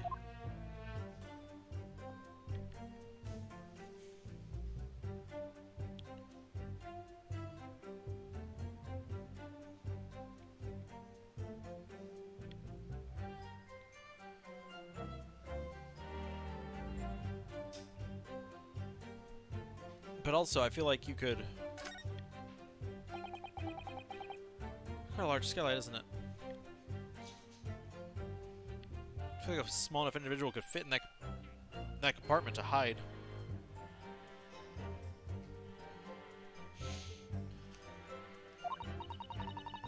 Yes, quite large enough to afford a good view into the cabin from the roof deck. It doesn't appear to be a handle or catch of any description.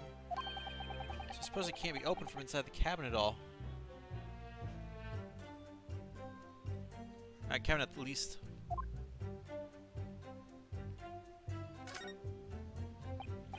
That's supposed for the Great Exhibition that's due to start 6 months from now. There's a lot of folks being drawn to the Crystal Tower. There's no reason to the whole exposition. Oh, the Crystal Tower! Under construction already, I believe. People all over London must be fizzing excitement at the prospect of such a grand event.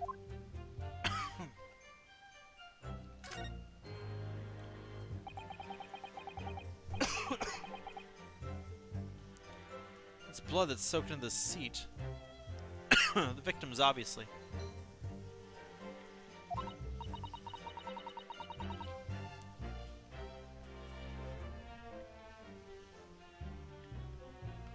Yes, and that seat would be clearly visible from the roof deck. Did you really stab somebody in full view of the other passengers like that, I wonder? Well, it was after dark. There's a lamp on in here, so perhaps the culprit couldn't see anything outside through the skylight? Whichever way you look at it, it doesn't seem like it was a planned attack.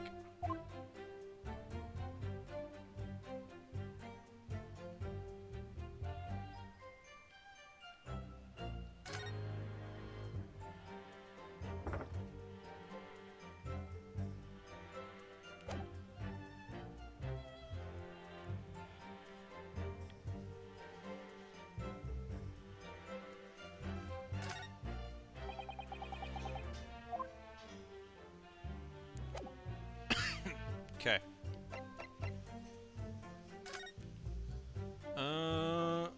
Specified mason, male, occupation, brickmaker. And once in the admin with a knife, whilst journeying in an omnibus, died due to internal hemorrhaging resulting from trauma. Okay.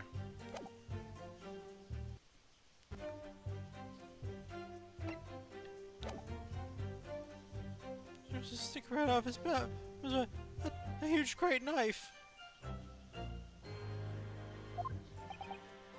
Huh. A grim sight indeed. That didn't help me at all. Okay. Awesome. Looks like they're even more convinced my client did it than they were before. Appears to have made everyone even more dubious that Mr. McGill is telling the truth. If only we had some evidence to counter their suspicions.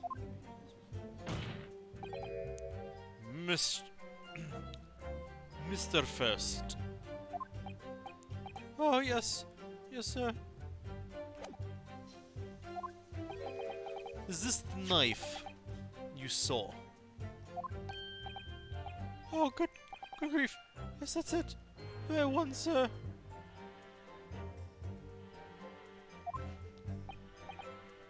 Is that... Yes, Counsel. This is the blade that was driven into the victim's belly like a stake through the heart. Yep. Vampire was the way to go.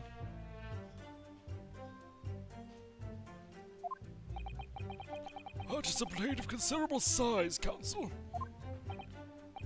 It is. And furthermore, the scabbard is emblazoned with prominently the certain initial. The letter M, which seems oddly familiar. I'm sorry, I think you mean a W. For Wombo. Please no. M. For Magnus, perhaps? Or McGilded, possibly. Take your pick. Bubbles would like you to know it could also be for Mason. I'm still holding to W for somebody else who is yet to be determined. It seems this particular big name in London made a magnificent mistake. Yes, I think it was just water.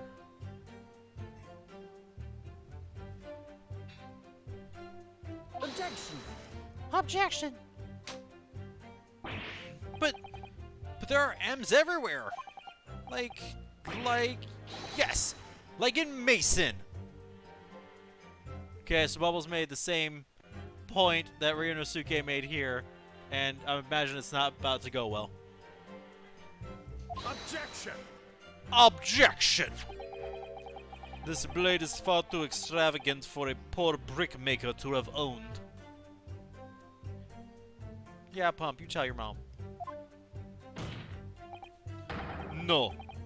This weapon of murder almost certainly belongs to the accused.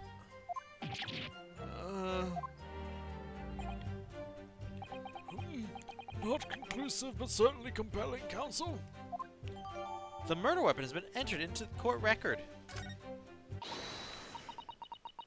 My lord, if you'll forgive the interruption. Juror number 2. Go on. Must be gilded as a pillar of society and a gentleman. Rude. And a gentleman's word should be sacrosanct. However, those of us in service know we must accept hard truths. Wait! What are you about to do? Dispose of the rubbish. No!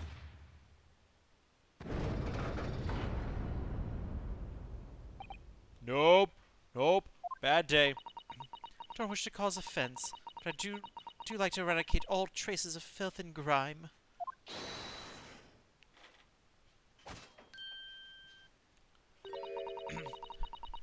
I have painstakingly typed every word uttered here today, cross-referenced all the facts. As such, I am now in a position to draw the only logical conclusion.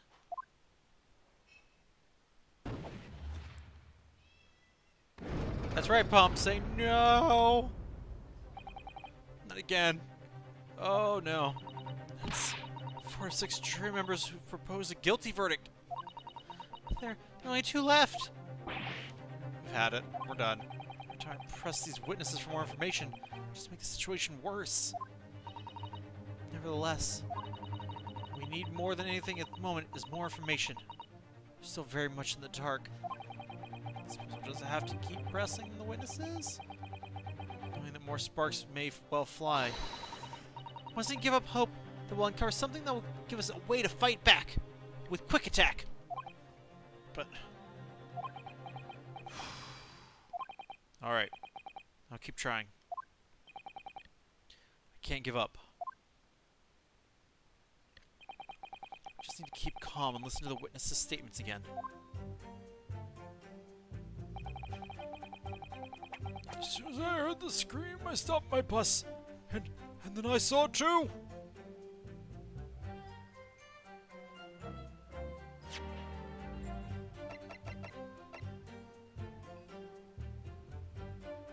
Our driver was found in London.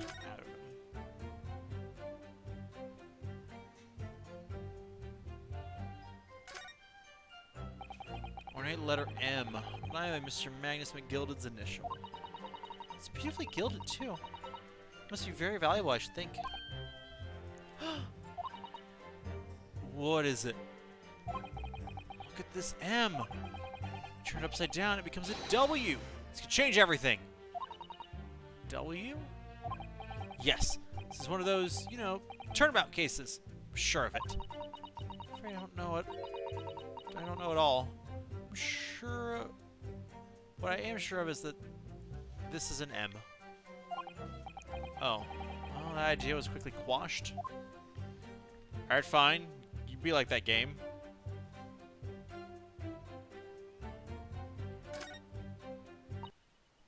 Or is a sheath, isn't it? You alright, Mr. Naruhodo? Oh, sorry, yeah. I just don't really like blades. You're carrying a katana, right? Oh. This would seem like the words of a man with a large katana slung from his waist.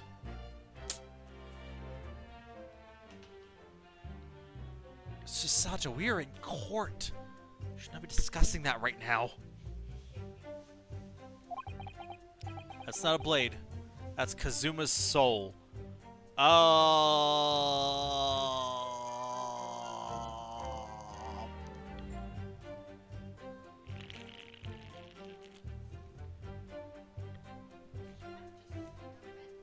Yes, it was for dramatic effect.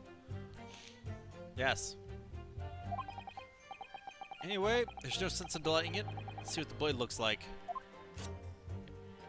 Oh good, it's all covered in blood. You know, like you'd want it to be.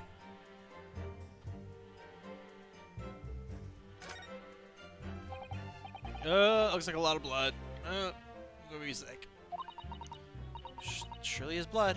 The victims.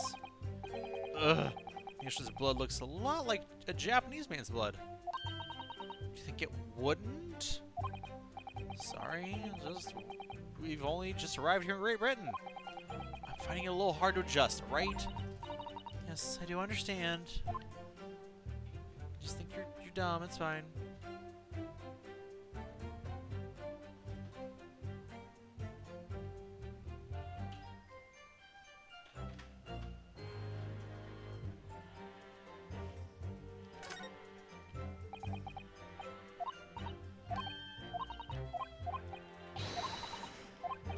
Alright.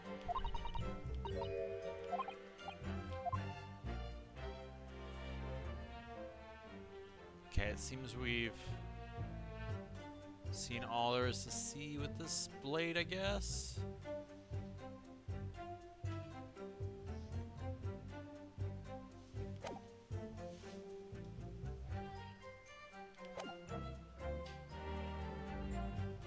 Hold it!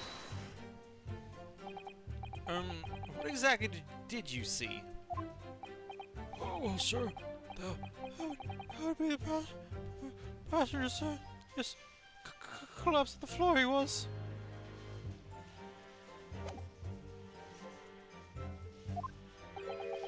And by the passenger, obviously you are referring to the victim, Mr. Mason, the brickmaker. And the other passenger, the knife in his hands, like this. Wait, he had it reared back? By the other passenger, obviously you are referring to the accused, Mr. Magnus McGilded. And then he plunged it down like this, stabbing the other passenger in the belly. What? No, no, no, no. No, no, no, no, no, no, no, no, no, no. Hold up. Wait a minute. Bubbles got it. He died from a single stab wound. You have now suggested that he's been stabbed twice. The first time elicited a scream from the little cowardish boy with the hat that was cut in half. The second stab is what you witnessed, allegedly. Immaterial. I don't know. We don't know. It's not part of the story yet. I'm just saying his hat was cut because it's been sewn back together in the middle. And not very well.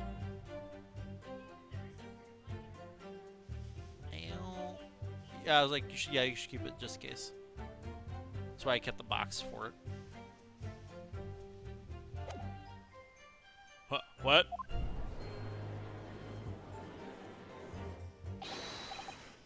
My lord, I wish to speak.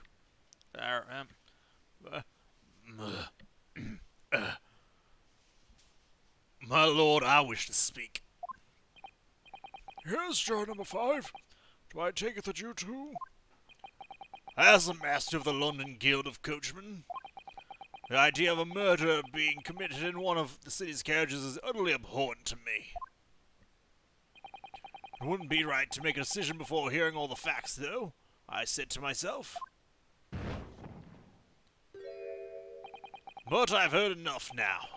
The horse is bolted, as they say. No, please just keep it on mind a little longer. Gear up now, Silver Blaze. The finish is in sight.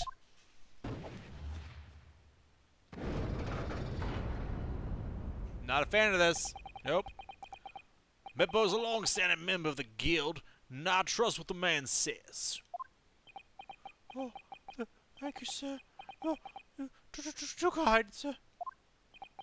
This is too unkind, sir. Which now means that 5 jurors agree to condemn this man. Well, y'all suck.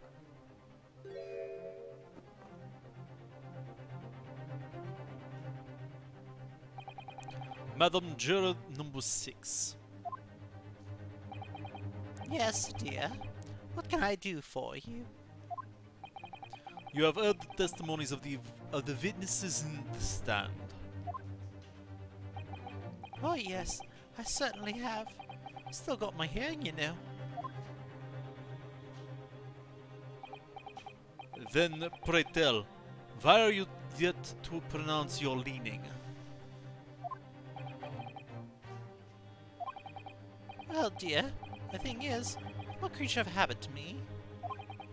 I always go to the park at around this time of day, sit on a nice bench and get on with my knitting. Okay. There's a lovely little park just near where I live. The Gilded Park, it's called. The gentleman donated it to the city, you know, to put a smile on Londoners' faces, he said. I can't imagine such a fine young gentleman would have it in him to take another man's life. He's always doing wonderful things for the city. That's right, man. Like that wouldn't stab someone, surely. Mother, we go to the Gilded Public Library later and borrow some more books?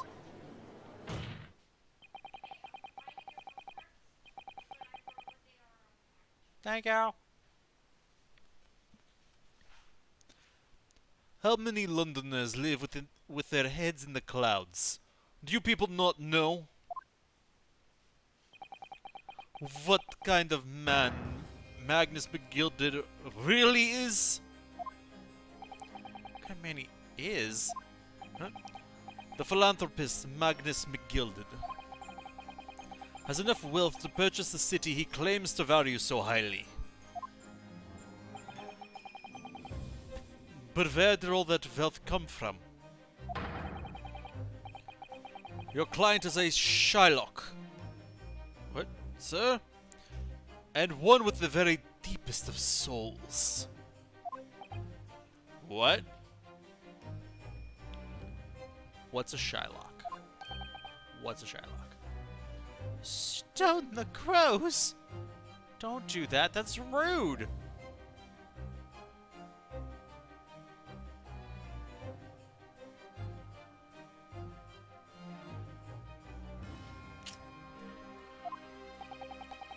McGilded lends money at extortionate rates of interest, so his victims have no hope of repaying him. When they default, he takes possession of everything they own. He is a vulture that preys on the weak. I've never heard any mention of that before.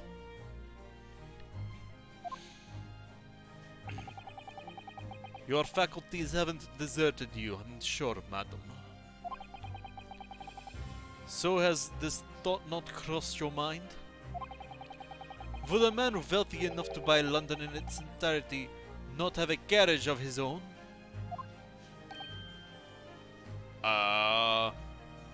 Look, maybe he likes public transport, alright? You don't know.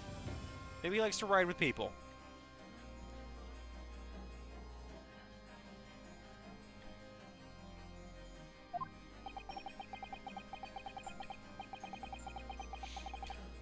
What possible reason could this man have had to make use of a public omnibus service?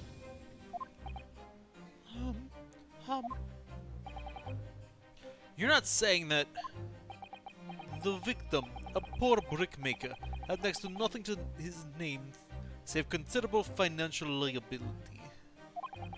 It will come as no surprise that his creditor was the accused, Magnus McGilded. But let it also be known that the very day Mr. Mason was killed was the final repayment day for his debts.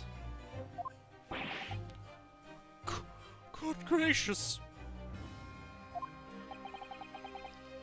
The brickmaker was destitute. He had lost his house. He had not a shilling with which to repay his debts.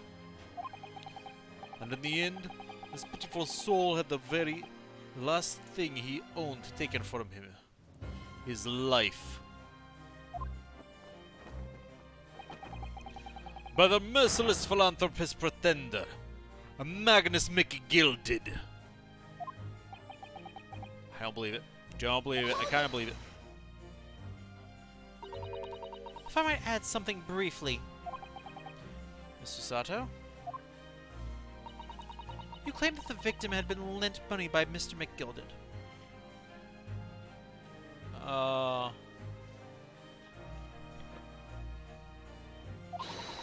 But where's the evidence to support your claim?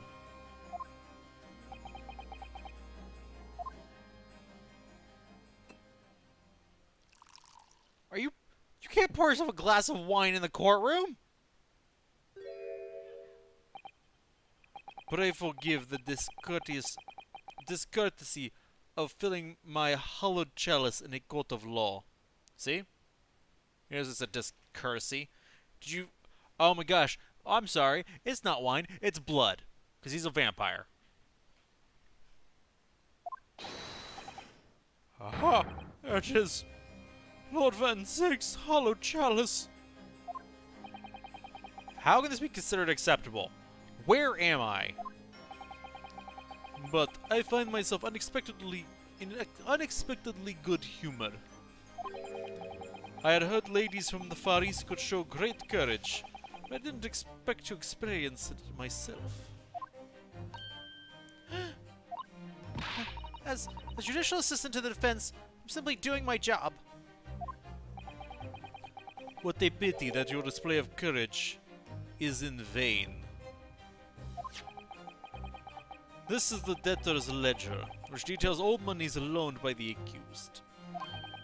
You will find the victim's name clearly recorded inside. Oh. Cool. Allow me to present this ledger as evidence.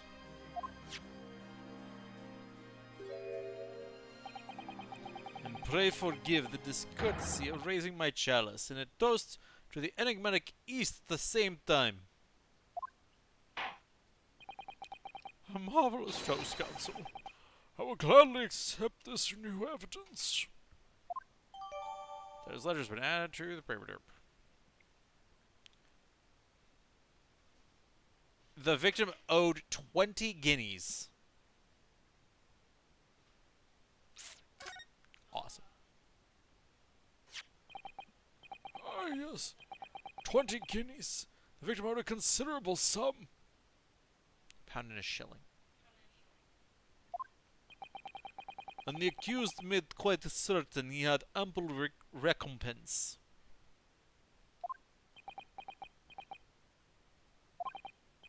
Well, it would seem I've had the wool pulled off my eyes. Uh-oh. Regrettably, madam, that is the modus operandi of the accused. It's such a pretty little park, too. What a scoundrel. No, ma'am. Ma'am, no. Still, No! maybe it's all for the best. Wait a minute! Let's think about this a little more before. I don't stand for nonsense.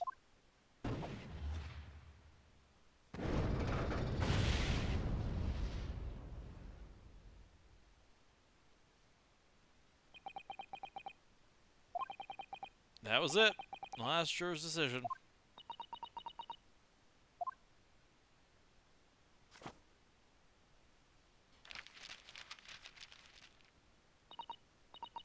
According to this Encyclopedia of British Law, when all members of the jury have concluded that the defendant is guilty, court proceedings are suspended, and the presiding judge will deliver the final verdict and sentence. That's what it says here. Final verdict. Yeah, it's over then. Okay. Oh. There's a footnote, though. Footnote? Really? However, the defense...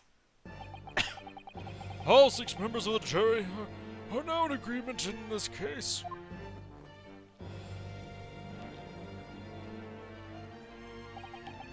Allow me to convey my respect for your swift and righteous decision.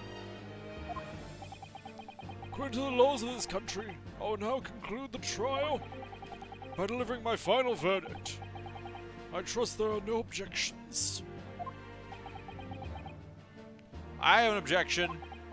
I object to this whole proceeding. Mr. Sato, just tell me one thing. Oh, yes? You're in the middle of saying something before. Footnote in your Encyclopedia of British Law. However, the defense... What did it say next? Oh yes, of course. Wait a moment, why did you close it? When all members of the jury have concluded the defendant is guilty, court proceedings are suspended and the presiding judge will deliver the final verdict and sentence. And the footnote says, however, the defense has the right to demand a summation examination of the jurors at this point.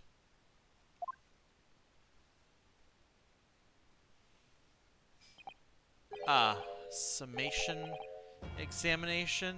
Objection! A summation examination? From which century has that tome you have there been resurrected? Huh? Judging from the binding, I would say that book is at least 50 years old. Any modern text on British law wouldn't have given such an antiquated procedure a mention. It's a relic, long forgotten and certainly no longer practiced. So you're out of luck. Oh.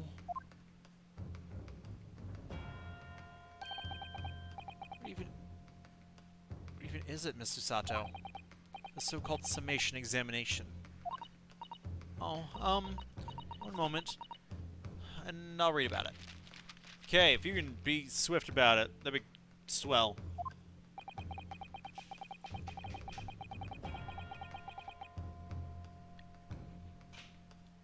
You would demand the right to procedure before you even understand what it entails? Typical Nipponese.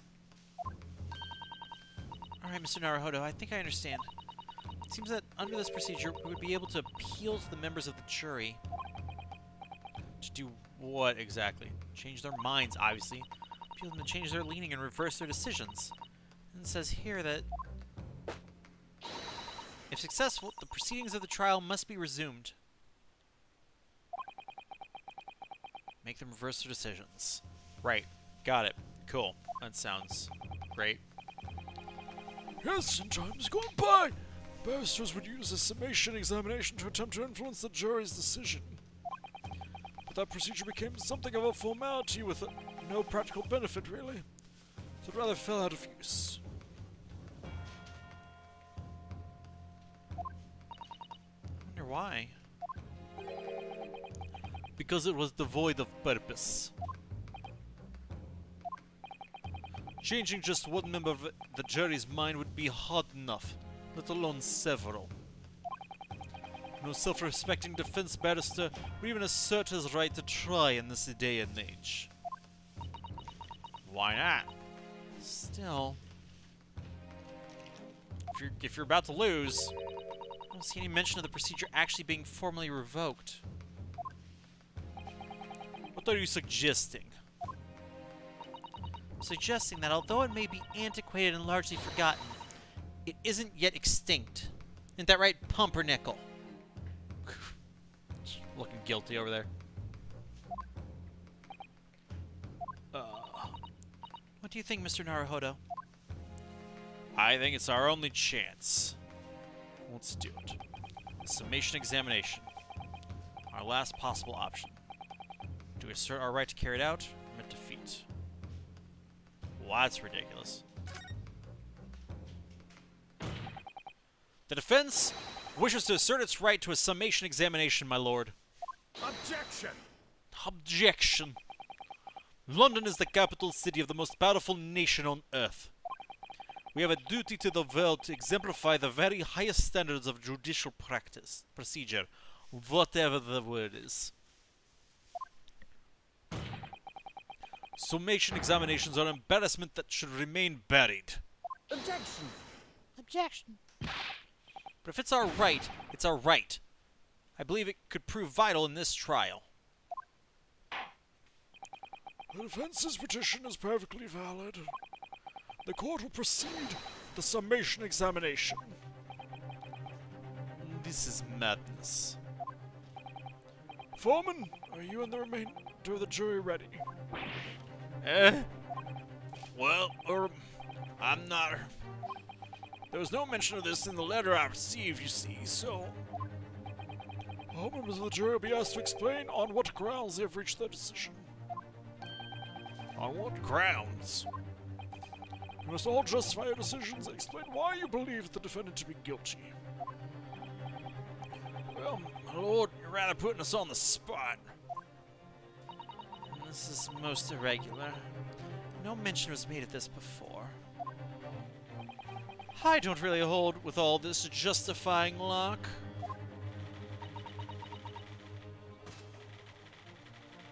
It seems to have thrown the jurors off. Seems none of them have experienced this before. Alright, then, summation examination. Defense procedure, no practicing lawyer has attempted for years, is it? Well, just maybe, might be the opportunity we've been looking for. To turn this trial around. Turnabout, as they say, is fair play.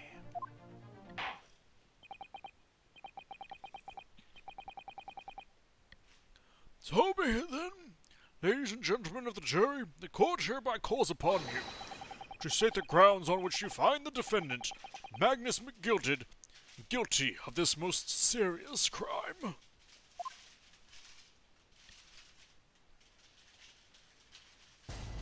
Judicial. Fine. The jurors' contentions. There was no one else inside the carriage at the time, so it has to have been him. I trust the driver. He has an excellent memory, it seems. 4 passengers with fares totaling 20 pence. He stuck the chap next to him just like this. Brazen, I must say. Absolutely brazen. I've simply typed and collated all the statements made thus far and drawn the logical conclusion. You can trust the guild. Fair fares is our motto. We haven't raised prices but 4 pence for years.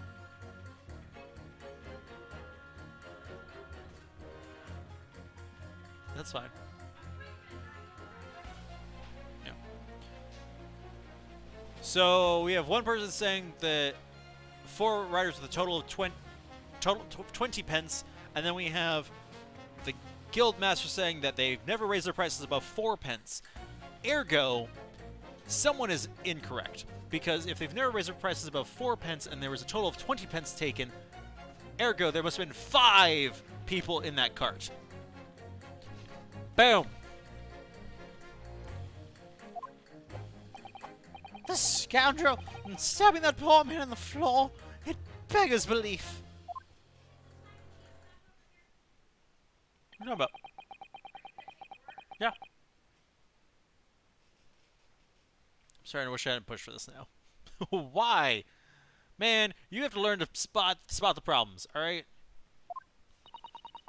Some of the jurors don't seem to have wonderfully formed arguments, though, do they? No! Well, let's see what we can do. We need to get these 6 people to change their minds. I'll throw everything I can at them. Some very persuasive language. Just a moment, Mr. Naruhodo. According to my book, that's not quite how it works. Huh? I was going to have to thaw their icy minds with some heartwarming rhetoric about the defendant. Unfortunately, once the jurors have decided the defendant is guilty, they're unlikely to heed anything the defense says. But then, they reach their conclusions by their own reasoning, you see. Your pleas will sound like excuses. In fact, it could recoil on you. The more you try to persuade them, the more entrenched they may become. What on earth am I supposed to do? Oh dear, I'm just citing what I've read about British law, Mr. Naruhodo. Right, I'm sorry. Do you have any ideas on how to make this work, then? Well, from what I can understand, the key to this procedure is using the juror's own words to make your arguments. Huh? Well, 6 members of the jury are randomly selected members of the public. They may appear to present a united front, but the truth is, they are complete strangers who just happen to find themselves here in the courtroom together. And that's the way to break them down, you mean? Yes, exactly. Just listen very carefully to what each member of the jury says. See if we can identify any contradictory statements.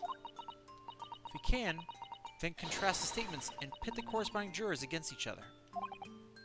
I see. Just contradictions what 2 or more jurors say that we're looking for. In a way, then, this is similar to a regular cross-examination. Oh, yes, I suppose you're right. Find contradictions in their statements, and pit the jurors against one another to break them down. Alright. I'm going to pull this off. No, that's not right. I have to pull this off. Burble, shouldn't you be going to bed?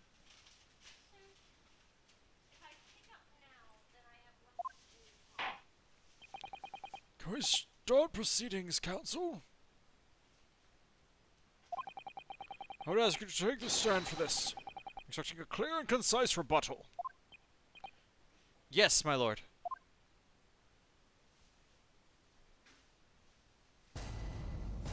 Jury examination.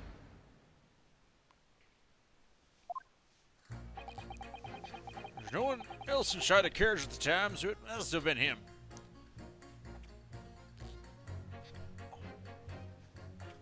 Hold it! Certainly the testimonies we've heard suggest the victim and Mr. Gilded were alone inside the carriage. Precisely my point. But could there be some other explanation? Something we haven't considered yet? Such as?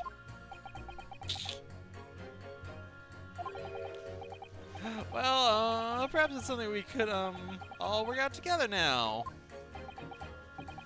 Now listen here. Maybe you don't know how things work around here because you're from foreign clans. We're here to form our opinions as individuals, and I have. Cool. Dear, he doesn't appear to be in the mood to consider an alternative point of view, does he?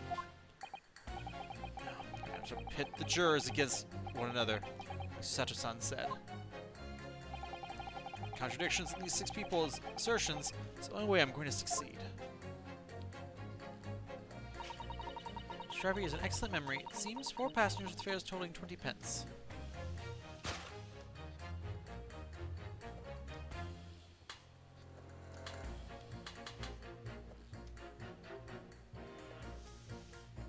Boom. Those 2 statements clearly contradict each other. They do? Explain yourself, counsel. Me? Oh dear, what have I said? I swear on Silver Blaze's main name, I haven't the first idea what you're talking about. According to the group testimony we've heard so far, there were 4 passengers on the omnibus on the night in question. And according to the coachman, Mr. Beppo, he took 20 pence in fares. Quite right, I have those precise details typed neatly here in front of me. And juror number 5 also told us the following. The fare for the omnibus is always 4 pence. That it is. A fair and convenient single price. Just the way London's carriages should be operated. But that doesn't add up at all. In fact, it leaves a glaring discrepancy in the facts. Why, man, why? 4 passengers paying 4 pence each. If you do the multiplication, It would be 16 pence. Exactly. As I said, it doesn't add up. The figures are different. By 4 pence, in fact. Or precisely, one person's fare. One person's fare? Yes. In other words, on the omnibus that night, it's distinctly possible there was another passenger we've heard nothing about.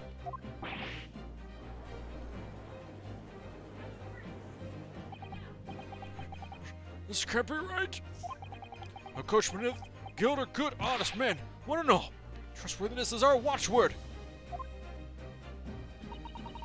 The figures your coachman claims most certainly do not add up. Your watchword, good sir, is a fallacy. I beg your pardon? Mr. Guildmaster, I think you ought to consider that if this trial were to end now, the news will surely spread all over London. The news that one of your coachmen tried to hide the fact that he lets nefarious characters ride his omnibus. All right then. How do I make it so this miserable trial doesn't end,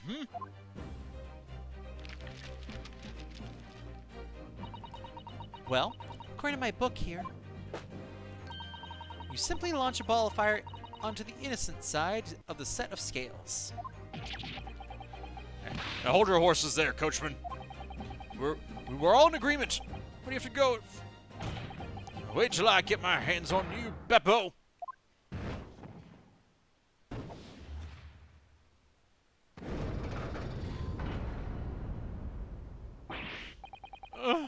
This is all very irritating. Begging your pardon, sir, I'm going to do the same.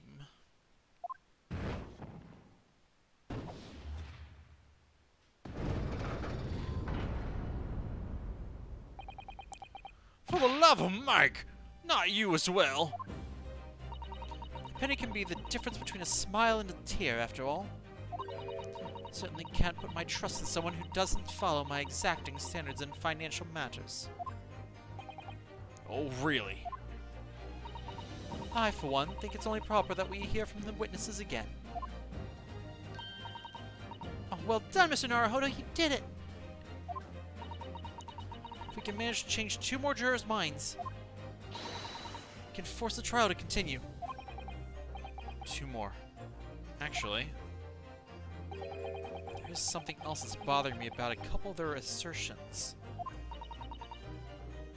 And that's where you must strike next. Pit 2 more jurors against each other. Show there's another contradiction in their assertions. Exactly. You can do it. Well, scales of justice have shifted, but they still weigh heavy on the side of guilt. Counsel, you have the floor again. Continue with your summation examination. Changing my leaning to innocent. I'd like to hear what the slipshod bookkeeper has to say for himself. Must have had the courage at the time, so it has to have been him. Chap next to him, just like this. Brazen, I must say. Absolutely brazen. Collated all the statements made thus far and drawn a logical conclusion. For this trial to continue so I can get to the bottom of this corruption. Not guilty, I say. This scoundrel stabbing that poor man on the floor. Beggars belief. Hold it! I think you should stop waving that needle around. You heard what the good coachman said before, didn't you? That hideous man stabbed the poor fellow. Just like this. That is what he said, you're right.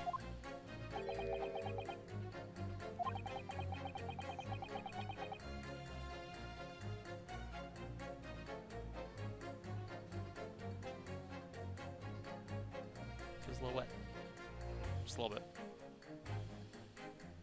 McGilded Park is such a lovely little place, too.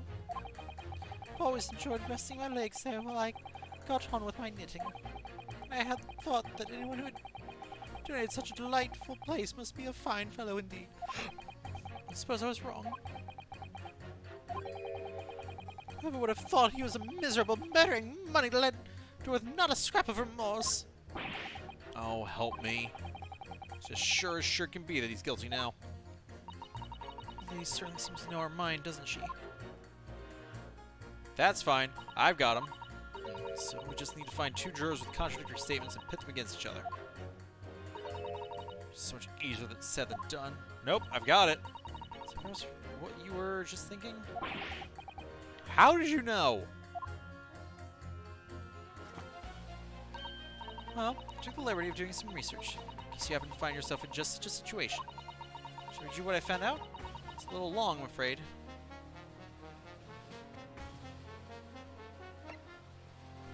Go ahead, I guess. Very well. Listen to this. During the summation examination, you will hear the assertions of the 6 members of the jury. In this situation, the counsel for the defense should use X and pit with impunity. Having done so, you'll be able to compare chosen assertions with those of the other jurors. Select the corresponding buttons to listen to the other jurors' assertions again. Note that you cannot choose the assertion of the juror you initially selected. Nor can you choose assertions of jurors who have changed their leanings to not guilty already. That was simple. Once you compare the various jurors' assertions, work out which two contradict each other, and then pit them together with X to pull them apart. I see. The judge said it was long. It wasn't that long. Just listen, okay. What the juror has to say, then I'm sure you'll start to see which ones might not quite agree with each other. Alright then. Let's get this right now. So I have to listen to that long and boring explanation again. That's the spirit. Can you hear my thoughts?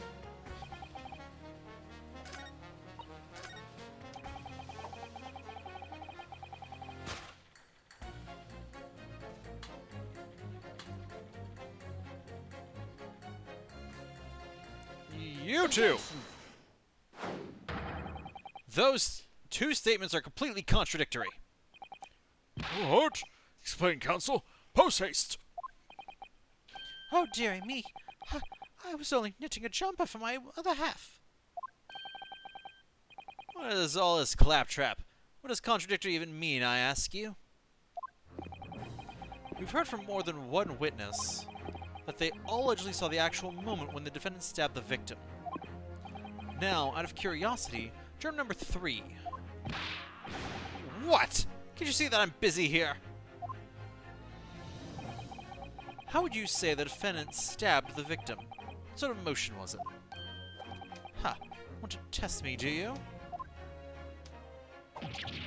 It was like this. It's like the fellow next to him without even getting up, just like the prim banker said. Yes, that was Mr. Fairplay's testimony. Quite true. Now then, juror number 6. Oh? Is that me, is it? What can I do for you, young man? How would you say the defendant stabbed the victim, madam? Oh, well, dear, as far as I understand it, it was like this. He stabbed the poor man after he'd collapsed on the floor. The coachman said so. Now don't move. Take a look at these two jurors. He stuck the fellow next to him without even getting up. And he stabbed the poor man after he'd collapsed on the floor. I never. They're stabbing in totally different directions. What? Bless my stitches! What a muddle! What this tells us is that there's a strong possibility one of the witnesses isn't telling the truth. Oh. But why? Why the dickens would they lie? I don't know that yet. What I do know is that if the trial ends at this point, we may never find out. We may never know the real truth. Ladies and gentlemen of the jury, can you really let that happen in all good conscience? Lies, you say? Oh, dearie me. I can't abide people telling lies.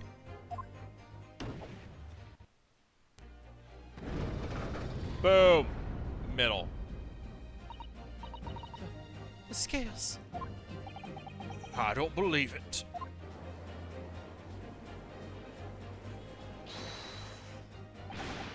Wait! Now hear this, my fellow jurors. I warn you, you cannot listen to this man. Look at him in his black suit. He's clearly someone devious Eastern. He's clearly some devious Eastern sorcerer using magic on us all. Okay, sir. If I use magic, do you really think I'd be putting myself through all this? Answer me this, Dark Jinx. Okay. Me? Exactly is the problem. What of it if two witnesses have slightly different recollections of events? What of it? Let's say the Shylock did stab the victim as he was sat next to him on the omnibus. This young dandy saw him do it. And let's say the victim collapsed on the floor, and the Shylock stabbed him again. And this old lady saw him do it. Well, what's to say it didn't happen like that, Who are you calling a dandy, sir? Why, I should take this knife to you. Who are you calling old? I should take this needle to you. Do it, Granny. Ready to kill each other now. Could the foreman of the jury be right? The two witnesses see two different moments of the same crime? No! Shoot! It's true. Yes. I was trying to advance it some more and I didn't notice that, and as I did it, the options popped up. There's an outside chance of almost anything you care to mention.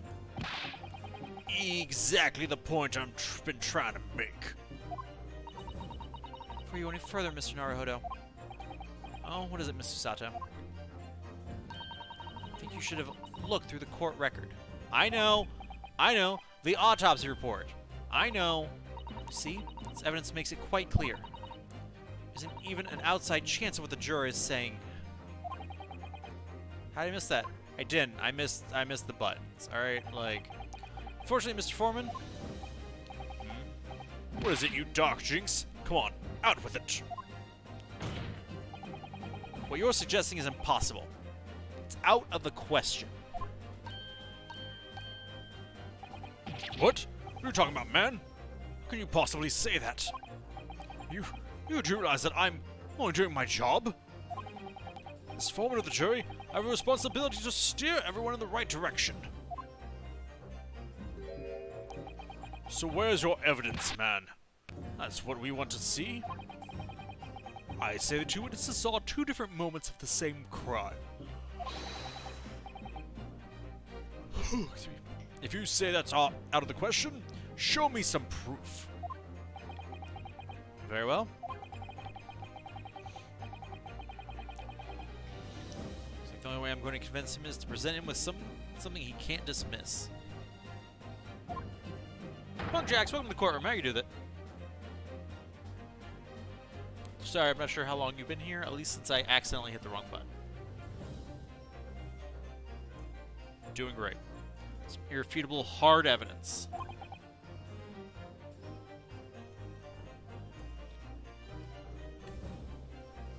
As you wish. What? I'll give you the proof.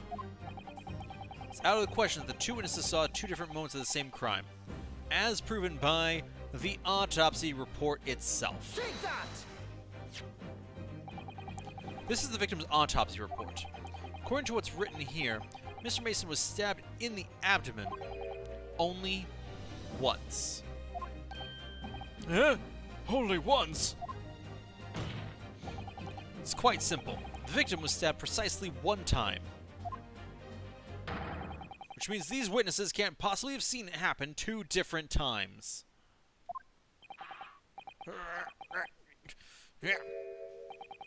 Alright, I concede defeat. Boom! Did it, folks. I believe in miracles. Wait, that means 4 jurors are now leaning to not guilty. We've done it, Mr. Naruhodo. We've won! We not won, we just prolonged defeat. Are you playing at, you dandy fool? Shut your trap, sir. No one deceives me. We had a consensus, And you lost it. I said shut your trap. I know a liar when I see one. you didn't before now. If the chap ever dares to cross the threshold of my shop, I'll take this razor-sharp blade and shave every last hair off his head. You're being creepy, sir. Stop licking your knife. That's how you cut your tongue. Please tell me he's a barber. Well, in a quite remarkable turn of events, the defense's summation examination has flipped the balance of the scales of justice. The jurors now stand at 2 for guilty and 4 for not guilty. Accordingly, there is no longer a large enough majority among the jury for me to adjudicate. The trial must continue. I hereby ask the defense, prosecution, and witnesses to return to their places. I call upon all of you to continue to pursue the truth.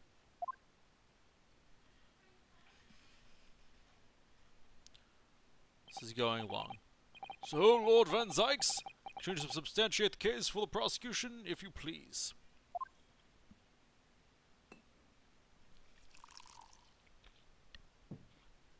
He's like, I'm gonna need more blood for this.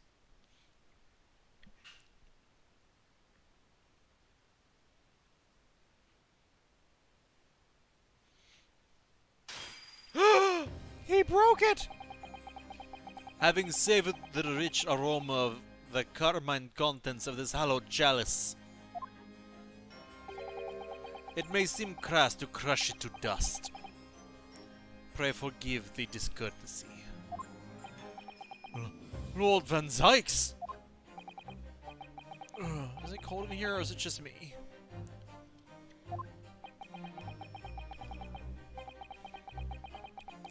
As your antiquated tome no doubt says, the prosecution may not speak during a summation examination. So I have honored a deathly silence and listened to the charade. It seems I overestimated the intelligence of the jury. Wow. You don't say that out loud.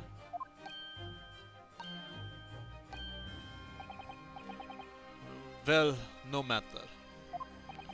There is nothing so hard to prove as a self-evident truth, it would seem. No, and why else would we grace the courtroom with our presence after all?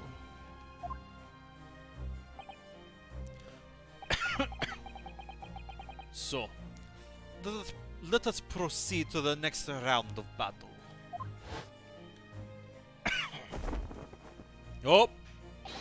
He threw off his cape. He's getting serious, guys. Bring forth the witnesses once more.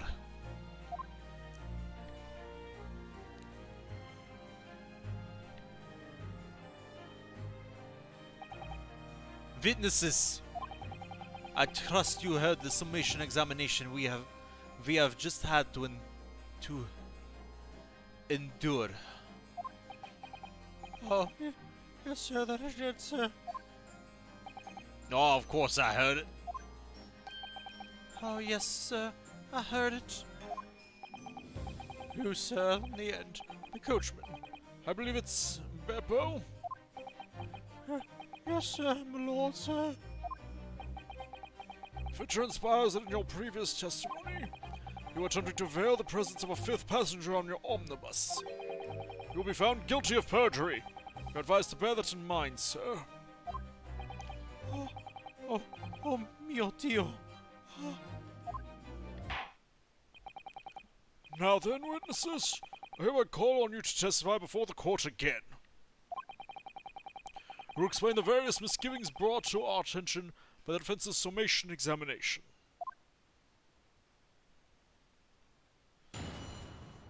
Witness's testimony. The various misgivings.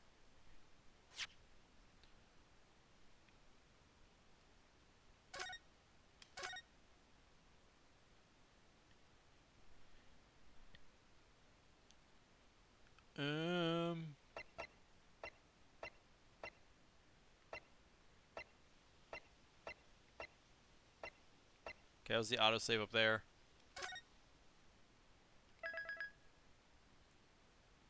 Go ahead and do a save here. And then that gives us a good spot to come back.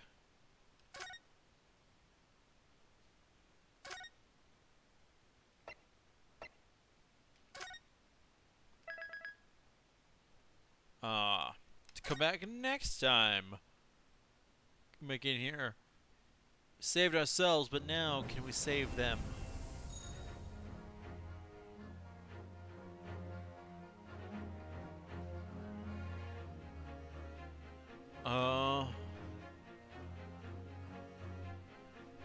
So yeah.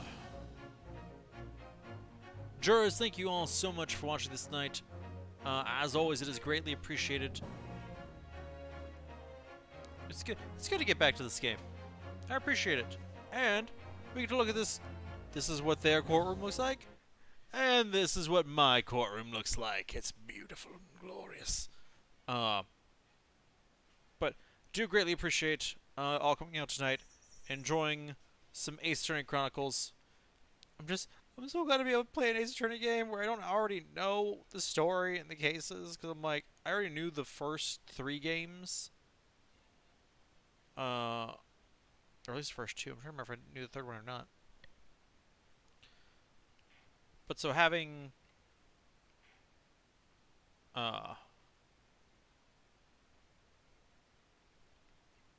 these 2 games. I thought there was a 3rd one in here. Shows what I know.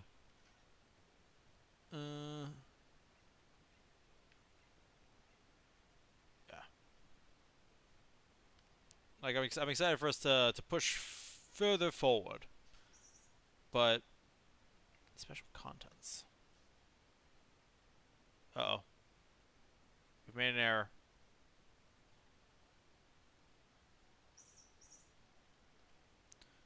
But yeah, so anyway, got to case 4 so far. Case 3 is great. It's what I like to hear. Punk Jacks, I'm real excited. I'm excited to play more of this. Though tomorrow, I'm imagining Vex will be wanting to cash in on his final amount that he's paid for from Extra Life. So there's a good chance that we'll be doing more Resident Evil 2 to finish up that donation incentive for Vex. But we will see what happens. What you doing, Pump?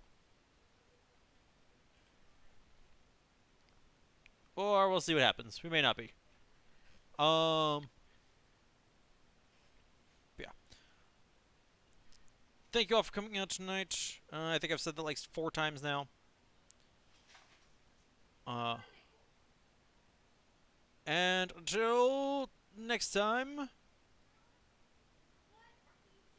this stream is adjourned. Good night, everybody.